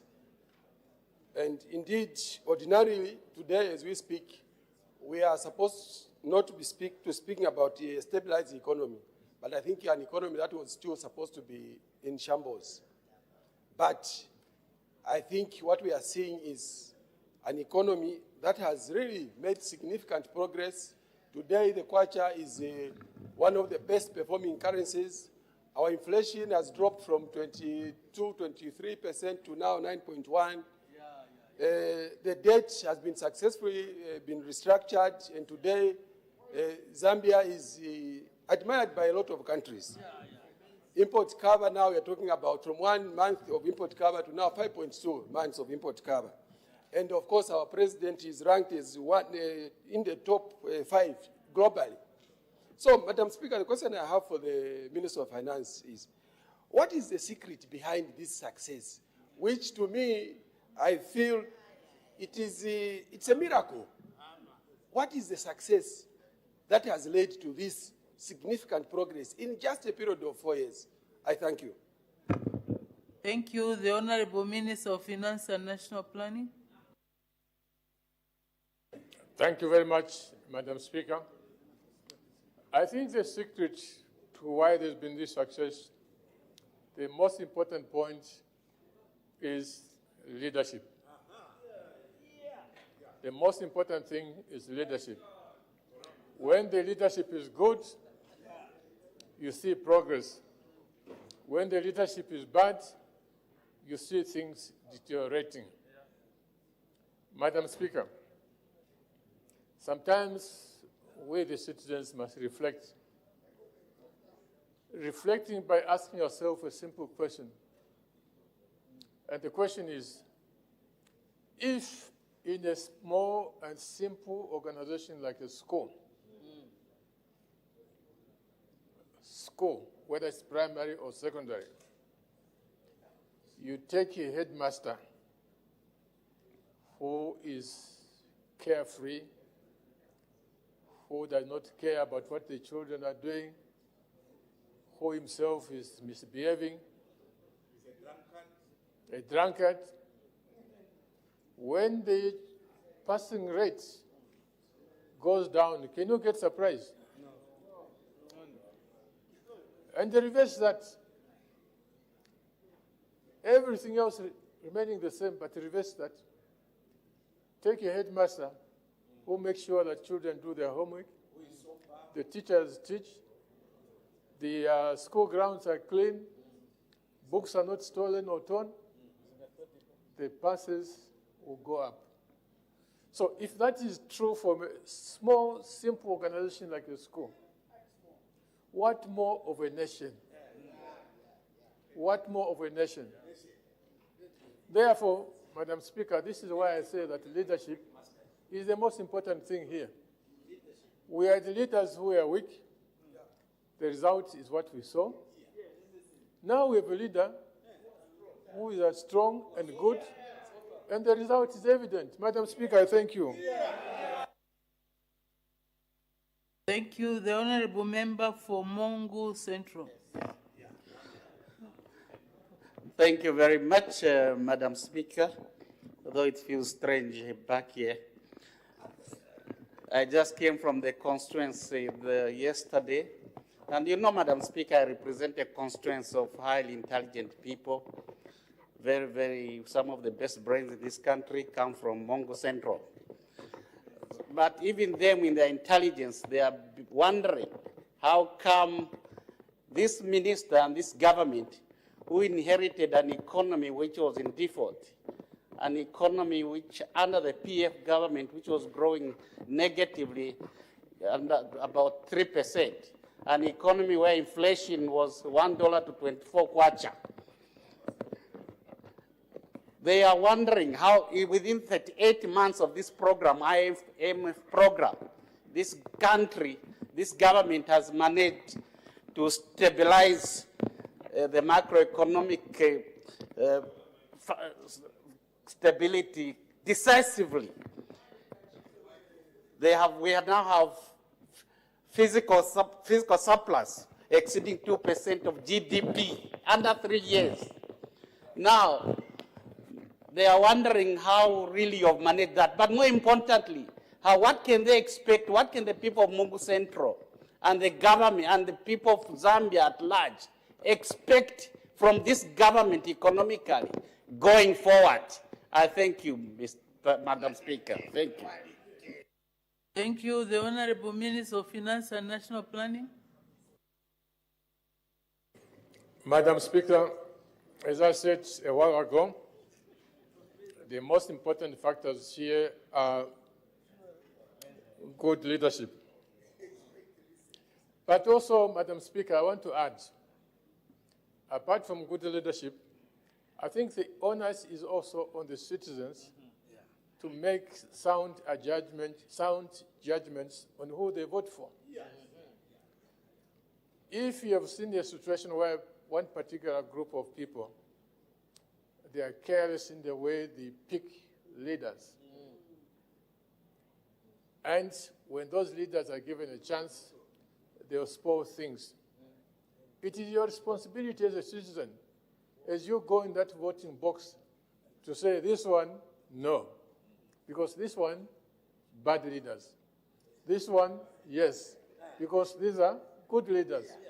If we do that, Then that road I spoke about of living like, aspiring to be like Mauritius, aspiring to be like Indonesia, aspiring to be like Malaysia, if the voters vote properly, judging good from bad, then we are on the path to prosperity as we see in these other countries. Madam Speaker, thank you. Thank you very much. If you can stop, the time is even gone, so we have concluded that. But before I close completely, there was an indication for a point of order from the Honorable Member for Lunte. What's the point of order? Madam Speaker, thank you so much. Madams, ministers don't know that you can see all around the chamber.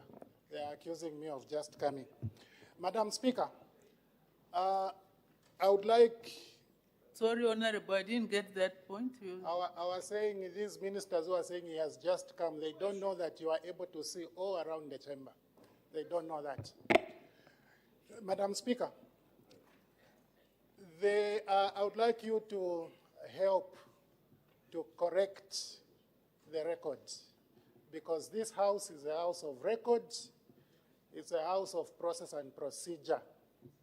Madam, when the Honorable Member of Parliament for Mongu Central was posing a question to the Honorable Minister of Finance and National Planning, he indicated that the minister there inherited an economy which was in default.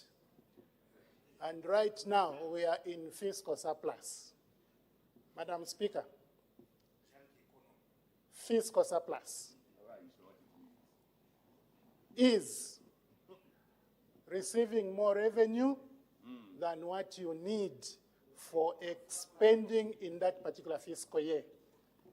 My honorable colleague knows that all the 5 years that the honorable minister has presented a budget on the floor of this house, it has been fiscal deficit.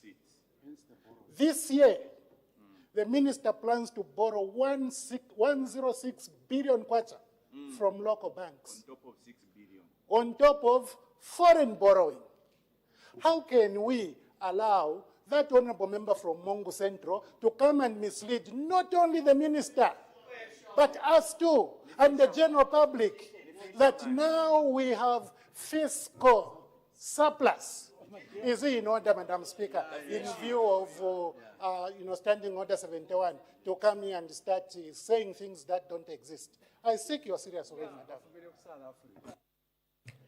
Thank you very much. What I was expecting from the Honorable Member for Lunte, knowing what his interest has been in terms of the economy, the performance, and the benefits that are accruing to the members of the public, I thought he was going to ask a question. But since the point that he has raised is technical, maybe the Honorable Minister of Finance can respond to that point that the Honorable Member for Lunte has.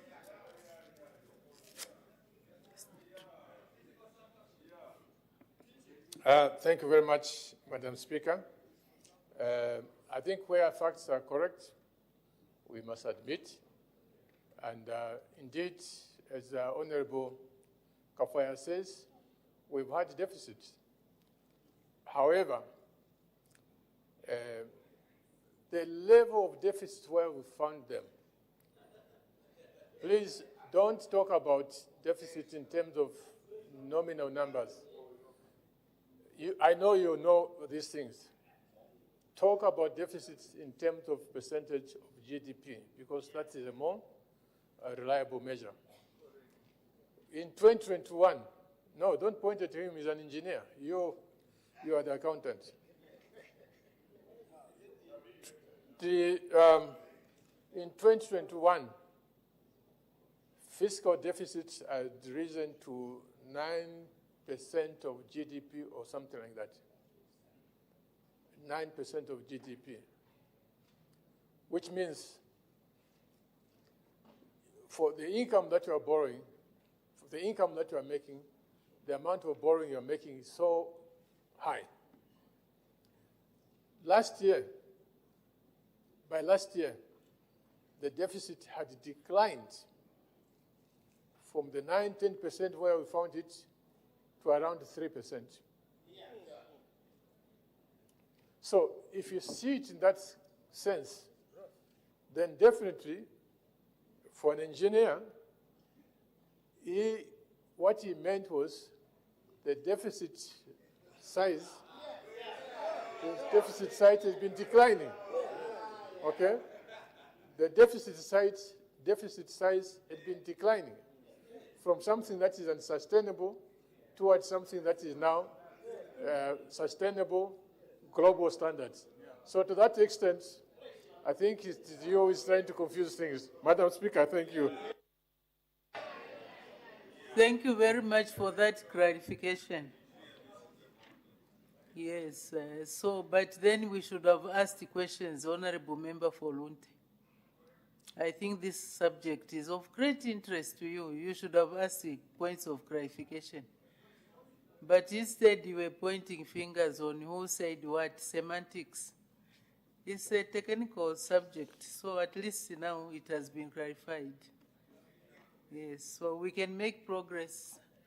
There were visitors from Mitete Local Council who were seated in the public gallery, but they have since taken leave. I would like to welcome them in our midst in their absence. Thank you very much. Questions for oral answer under Standing Order 82. The Honorable Member for Kamfisa.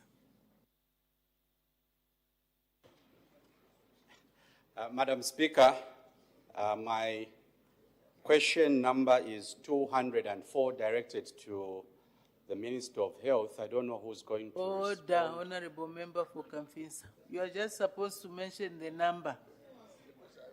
Now, when you direct, you are doing my work on. So what will I say now? So the Honorable Acting Minister of Health.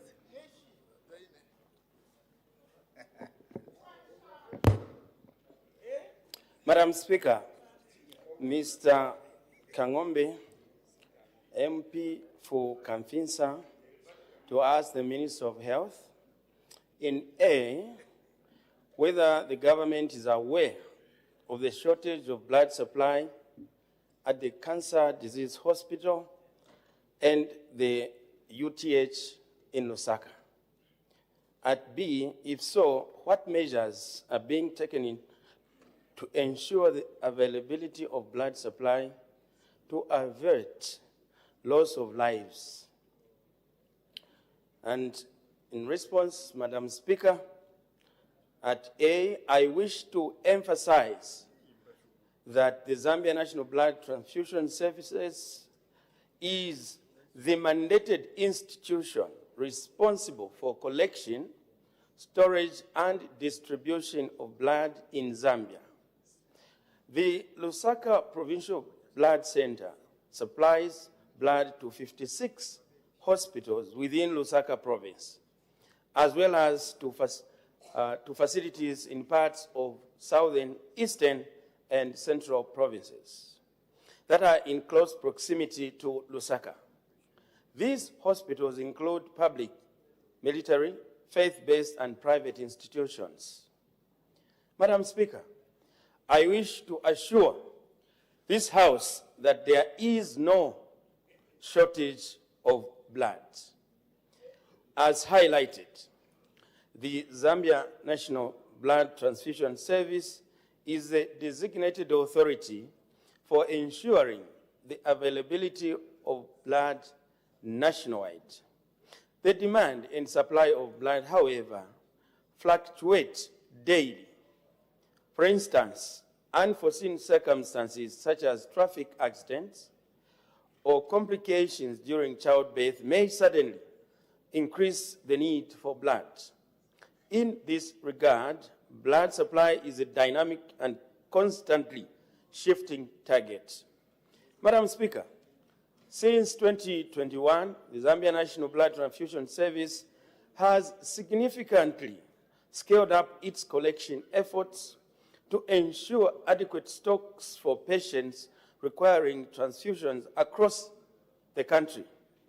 Blood collection has grown from 112,000 units in 2021 to 215,000 units in 2025, representing a 100% increase. Madam Speaker, between January 1st and February 14th, 2026, the Lusaka Blood Transfusion Center collected 4,862 units of blood, which were distributed to 56 hospitals. During this period, the center supplied a total of 966 units to the University Teaching Hospital, UTH, and the Cancer Disease Hospital, CDH. Specifically, the CDH, Cancer Disease Hospital, received 221 units. UTH Adult, 442 units. UTH Children's Wing, 110 units, and UTH Women and Newborn, 193 units, bringing the total to 966 units supplied between January 1st and February 18th, 2026. As of close of business on Friday, 18th, 2026, the Lusaka Blood Center had 274 units of blood in stock. Madam Speaker, in order to enhance blood availability nationwide, the Ministry of Health has taken the following measures. 1, in 2026, government has allocated adequate funds to the Zambia National Blood Transfusion Services to support blood collection, whose annual target is 400,000 blood units. 2, government procured 10 motor vehicles to boost blood collection. 3, government procured automated blood processing equipment to produce red blood cells, platelets, and plasma. Number 4, government procured 20 blood refrigerators for storage of red blood cells, 20 plasma freezers for storage of fresh frozen plasma, 10 platelet incubators for the storage of platelets, and 90 blood transport cooler boxes for transportation of blood. Number 5, government has been deploying additional staff to the Zambia National Blood Transfusion Services at every recruitment. Madam Speaker, I wish to encourage all citizens between the ages of 16 and 65 to be active blood donors on a voluntary basis. It can only come from humans. It is a perishable product with a short shelf life, requiring constant replenishment. Madam Speaker, I would add that the Member of Parliament for Kamfinsa and the Member of Parliament for Lunte, Honorable Kafai, and the Honorable Member of Parliament for Nkana, Honorable Mpundo, are expected to live healthier lives so that they can be contributing to blood. Madam Speaker, I thank you.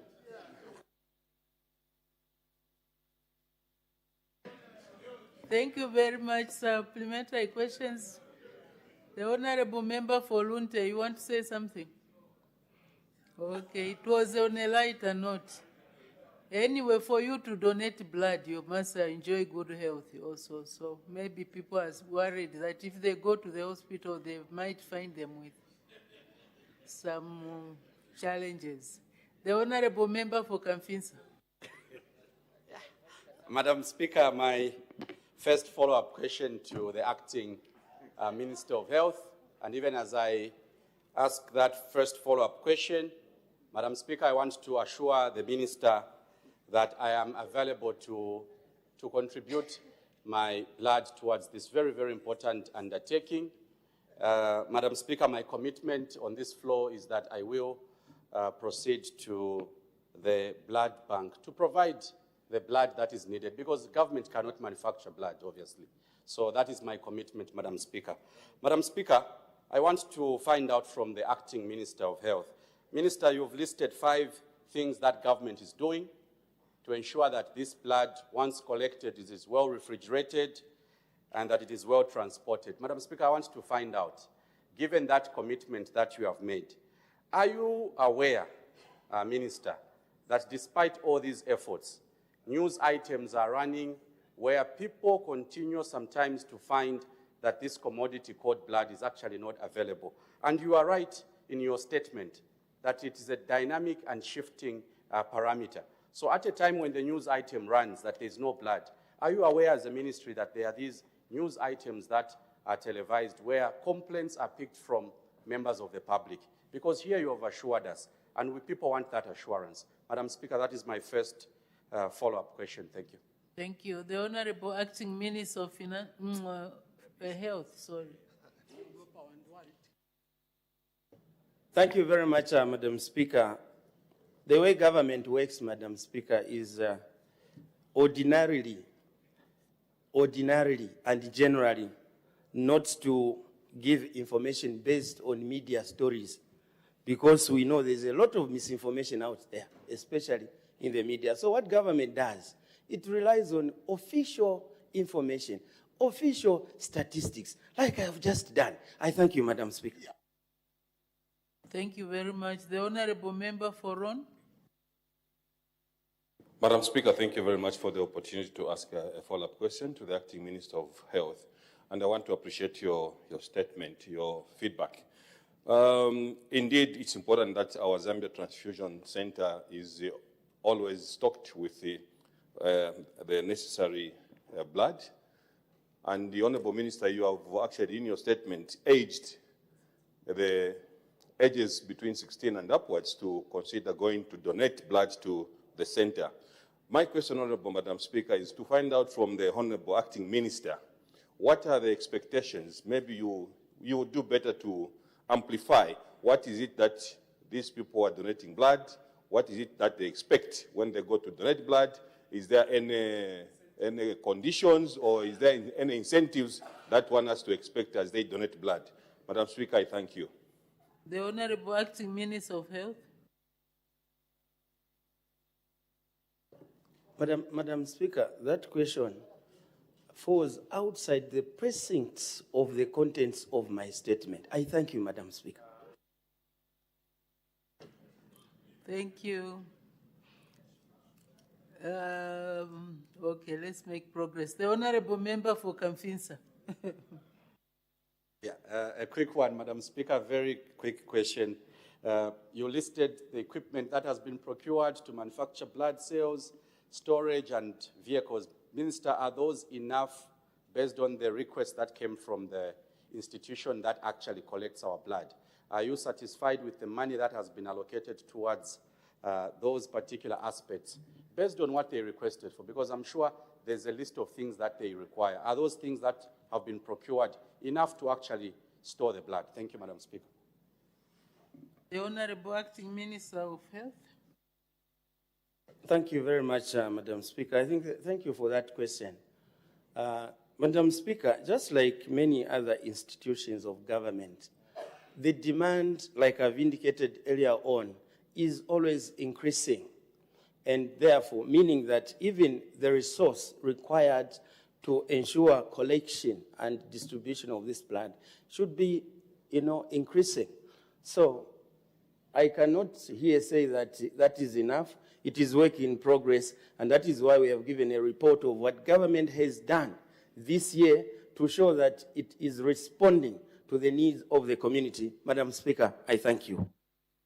Thank you very much. The Honorable Member for Bahati. Thank you so much, Madam Speaker.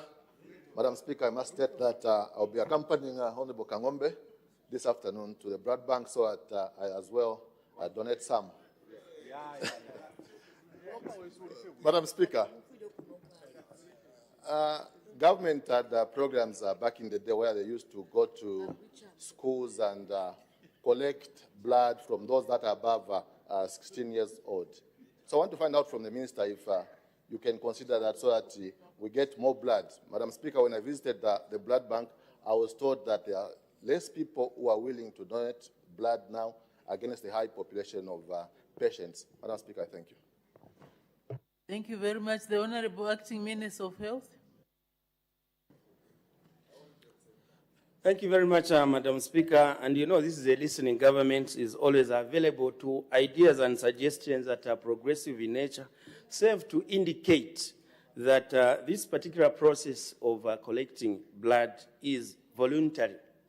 And so only the willing can come through to donate their blood.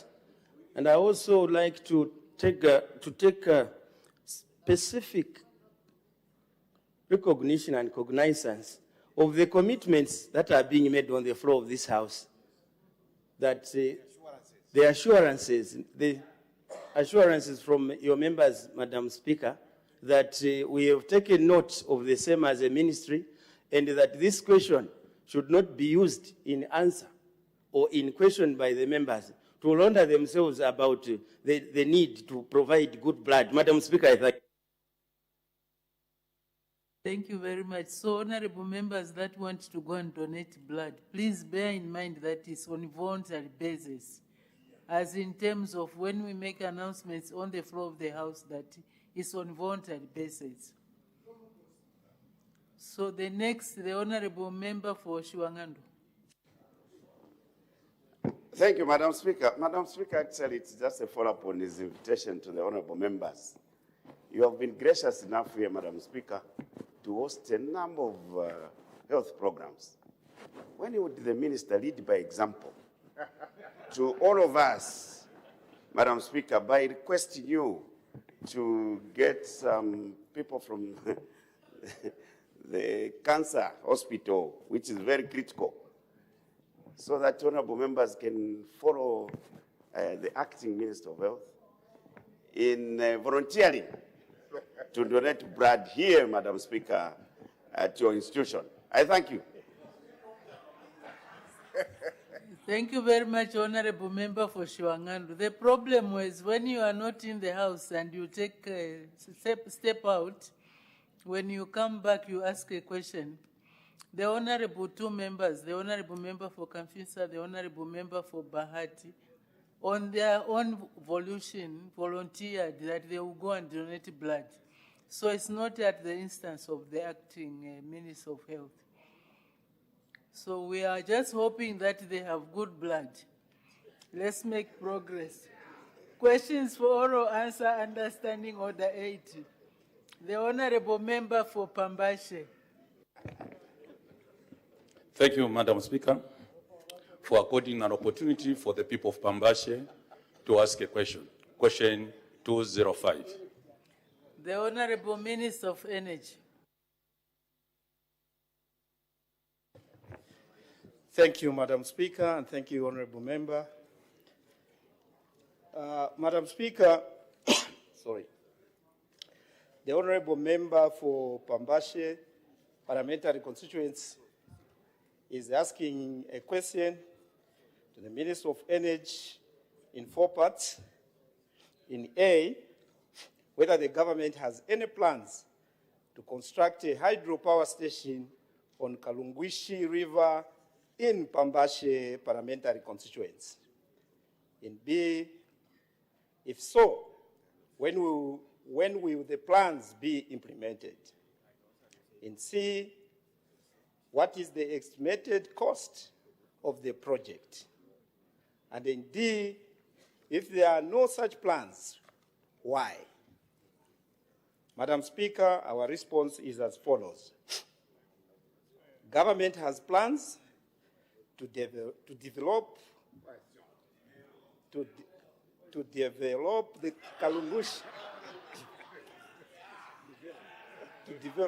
the Kalungwishi hydropower project. And this project has 2 sites, Madam Speaker. Kabwelume Falls, which is 93 megawatts hydropower station, and the Kundawika Falls, 151 megawatts hydropower station. The total installed capacity will be 244 megawatts. And in B, Madam Speaker, engineering feasibility studies were completed in 2022.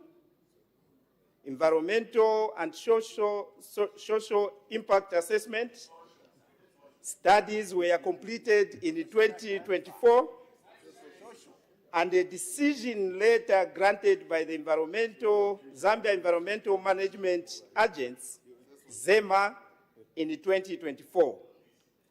The water permits were granted in 2025. Government is in the process of engaging a private developer to implement the project. The total estimated cost of the project is $690 million United States dollars, based on the engineering feasibility studies. Indeed, Madam Speaker, as highlighted in A above, plans are in place to develop Kalungwishi Hydro Power Project. I thank you, Madam Speaker. Thank you very much. Supplementary questions. The Honorable Member for Pambashe. Thank you, Madam Speaker. Thank you, Honorable Minister, for your responses. Honorable Minister, maybe the people of Pambashe would like to find out whether the government has already secured the investor who is going to develop the hydropower station on Kalungwishi River. I thank you, Madam Speaker. The Honorable Minister of Energy, you got the question? The Honorable Minister of Energy. Thank you, Madam Speaker, and thank you, Honorable Member. Madam Speaker, the private developer, we have engaged Lonzua Power Authority to take this project. Of course, it has got a number of processes way back from 2001. So we have been going back and forth. But currently now, Madam Speaker, we have resolved these problems and we are waiting for the private developer to take this project going forward. I thank you, Madam Speaker. Thank you very much. The Honorable Member for Bahati. Thank you so much, Madam Speaker. Madam Speaker, this project has been on the drawing board for a long time, I think for close to 20 years now. At first, this site was owned by a company called Luapula Hydro. Then Luapula Hydro was pushed away from the site by ZESCO. ZESCO moved that site, and today I'm hearing from the minister that this site has been given to Lonzua. So, Minister, is Lonzua developing on behalf of ZESCO, or Lonzua will develop this so that they own it? Madam Speaker, I thank you. Thank you very much. The Honorable Minister of Energy. Thank you, Madam Speaker, and thank you, Honorable Member. Like I've said, Madam Speaker, this site, it has got a number of challenges way back from 2001. And Madam Speaker, when we took over this government, we decided to make sure that the private players who were having these rights of Kalungwishi were brought together. There were even issues to, resolve in the courts of law. And now, like I've stated, that currently we have resolved these matters, and the ZESCO have decided to give it to the private developer. And these are Lonzoa, are the ones who are going to take this project. And this is how we have proceeded on this project. Indeed, like the Honorable Member has said, this project has taken time from one player to another player, back to ZESCO, and also, Madam Speaker is busy talking, and I don't know how he's getting I was actually looking at the Honorable Member for Bahati. You asked a question. Tomorrow again, you are going to ask the same thing. So, it's something that we have managed in the Ministry of Energy to make sure that this project takes off for the benefit of the nation, because 244 megawatts, that is a lot of power that can support our economic activities for the country. I thank you, Madam Speaker. Thank you. The Honorable Member for Kamfinsa. Madam Speaker, the question I wish to direct Order. Honorable Member for Kamfinsa, just a moment. There is an indication for a point of order. Honorable Member for Lunte, what's the point of order? Madam Speaker, thank you so much. I think this will be my last point of order today. Madam, I want you to look at the backbenchers for UPND. Madam Speaker, take a look and observe the level of interest in saving the Zambian people. Madam, today the president is stuck. He can't find backbenchers to place in 2 ministries which are vacant because of this kind of conduct where members of the backbench are totally disengaged, Madam Speaker. Are these UPND backbenchers in order, Madam, to be this disengaged over national matters so as to be causing the president even to get stuck? He can't find somebody to put in Minister of Health. He can't find somebody to put in the Minister of Madam Speaker, this is painful. These friends of mine need to know that the president the cannot Honorable find Member, from you here. are now debating. You are debating the point of order. Madam Speaker, I really seek your ruling on the matter so that my friends here can become serious with work to help the president to fish from them. We can't have 2 ministries which are vacant, Madam Speaker. I seek your serious ruling on the matter. The Honorable Member for Lunte, how does one assess the interests of any particular person in any subject? Because all that is internal. You are just making an assumption, Honorable Member for Lunte. If you are declaring interest that you are available, then please.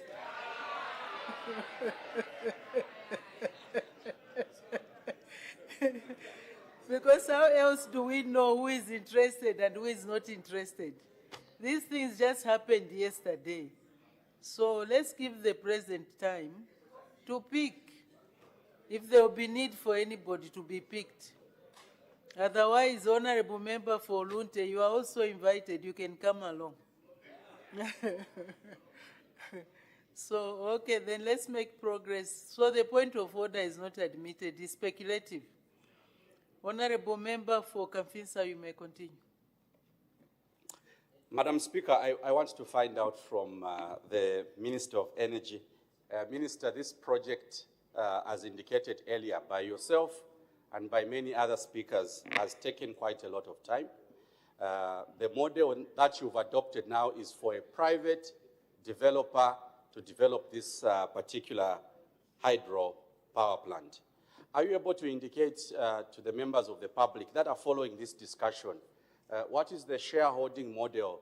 Does ZESCO retain some equity in the 100% that is owned by the developer? Is there any amount of shares that is allocated to ZESCO? Because I'm assuming this is a registered company, and Madam Speaker, when you register a company, there are shares that are allocated. So what is the value of the shares for ZESCO? Madam Speaker, I thank you.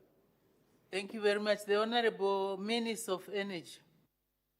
Thank you, Madam Speaker, and thank you, Honorable Member. Indeed, this project has taken time, and ZESCO, due to financial challenges, decided to give it to a private sector, who the private sector, Lonzua Power Authority, has indicated to engage an equity partner before implementation agreement is signed. So we are yet to see which equity partner the private sector are going to select. Then that's when we will be in the position to know the shareholding. I thank you, Madam Speaker. Although the question was directed, does ZESCO have an interest in the private developer company? I think that's what the Honorable Member wanted to know. Madam Speaker, at the moment, and I've said, because these sites were handed over to private players. So there are no yet indication of ZESCO having interest in the project. We are waiting to see how the private player is going to engage the equity partner, and the shares will be known at that point. Madam Speaker, I thank you. Thank you. The next question, the Honorable Member for Chama North. Thank you, Madam Speaker. Question number 206. Thank you. The Honorable Acting Minister of Infrastructure, Housing and Urban Development. Thank you very much, Madam Speaker.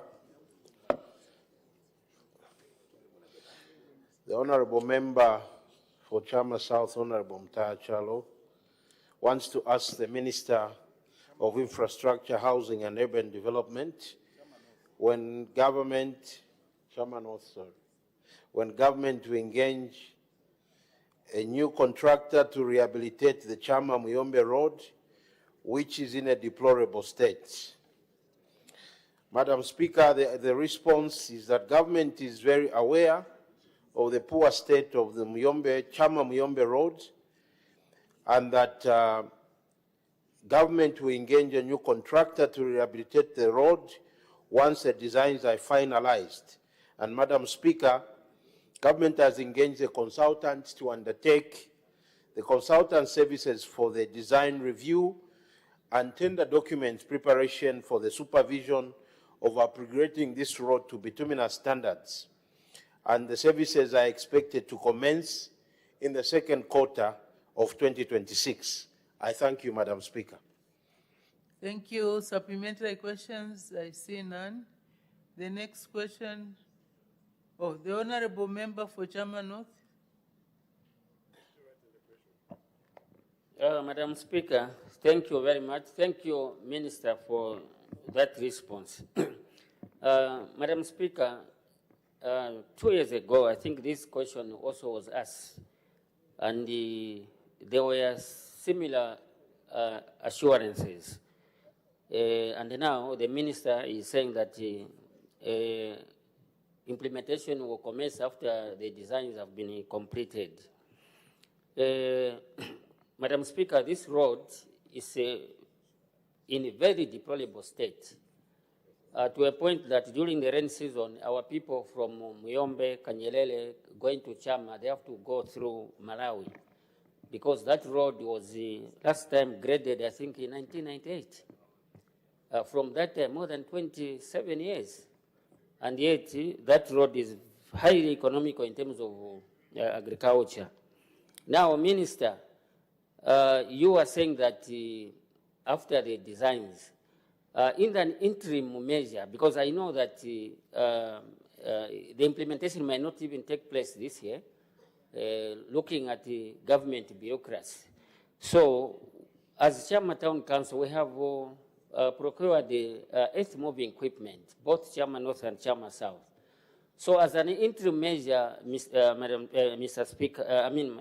Speaker, we want to find out if government can come in to work together with the Chama Town Council so that that road can be graded while we are waiting for the government to find a contractor to develop that road to bituminous standards. I submit. Thank you. The Honorable Acting Minister of Infrastructure, Housing and Urban Development. Thank you very much, Honorable Member, and thank you, Madam Speaker. I think as has been spoken on the floor, we already engaged the consultant. That shows seriousness. And by the second quarter, that report will come, and then other processes will follow. I thank you, Madam Speaker. Thank you very much. Honorable Member for Chama North, you have another question? Okay, then next question. Madam Speaker. Oh, sorry. Proceed, Honorable Member for Chama North. Madam Speaker, the Minister has not answered my question. Order. As the time is 16:40 hours, I suspend business for 20 minutes for a health break. Good afternoon. Thank you so much. You are watching Parliament TV. Business has been suspended for 20 minutes health break. And at the time business was suspended, and the House was considering a question by Mr. Yotam Chalo, Chairman of Member of Parliament, who did pose a question to the Minister of Infrastructure, Housing and Urban Development. Wanted to find out when the government will engage a new contractor to rehabilitate the Chama Muyombe Road, which is in a deplorable state. Yes, indeed. Just now we take a look at some of the business that has been considered from the time business commenced. And when business commenced, Madam Speaker did make some announcements, and among them, in the first announcement, she informed the House that she had received communication to the effect that in the absence of her Honour the Vice President, who is attending to other government business, the Minister of Home Affairs and Internal Security, Honorable Jacob J. Mwimbu MP, has been appointed acting leader of government business from today, Thursday, 19th February 2026, until further notice. And in the other announcements, Madam Speaker recognized the presence in the public gallery of the following visitors: youth leaders from Mpongwe Parliamentary Constituency in Mpongwe District, staff from Limulunga Town Council led by their Council Secretary from Luwena constituency, and members of the United Party for National Development Leadership from Mansa and Kawambwa districts in Luapula province. Madam Speaker, on behalf of the National Assembly of Zambia, warmly welcome the visitors to the National Assembly. Thereafter, there was a ministerial statement rendered by the Minister of Finance and National Planning on the performance over the economy and update on the International Monetary Fund, IMF, extended credit facility, EFC program as 31st December 2025. We must make mention that the acting leader of government business also moved a motion suspend standing orders, that standing orders 26, 27, 55 and 87 of the National Assembly of Zambia Standing Orders 2024 be suspended to enable the House to sit from 09 hours until business has been concluded on Friday, 20th February 2026, and also to omit the Vice President's question time from the order paper. And so basically that's just about the business that has been considered so far. Just now, we break. Do join us on the other side.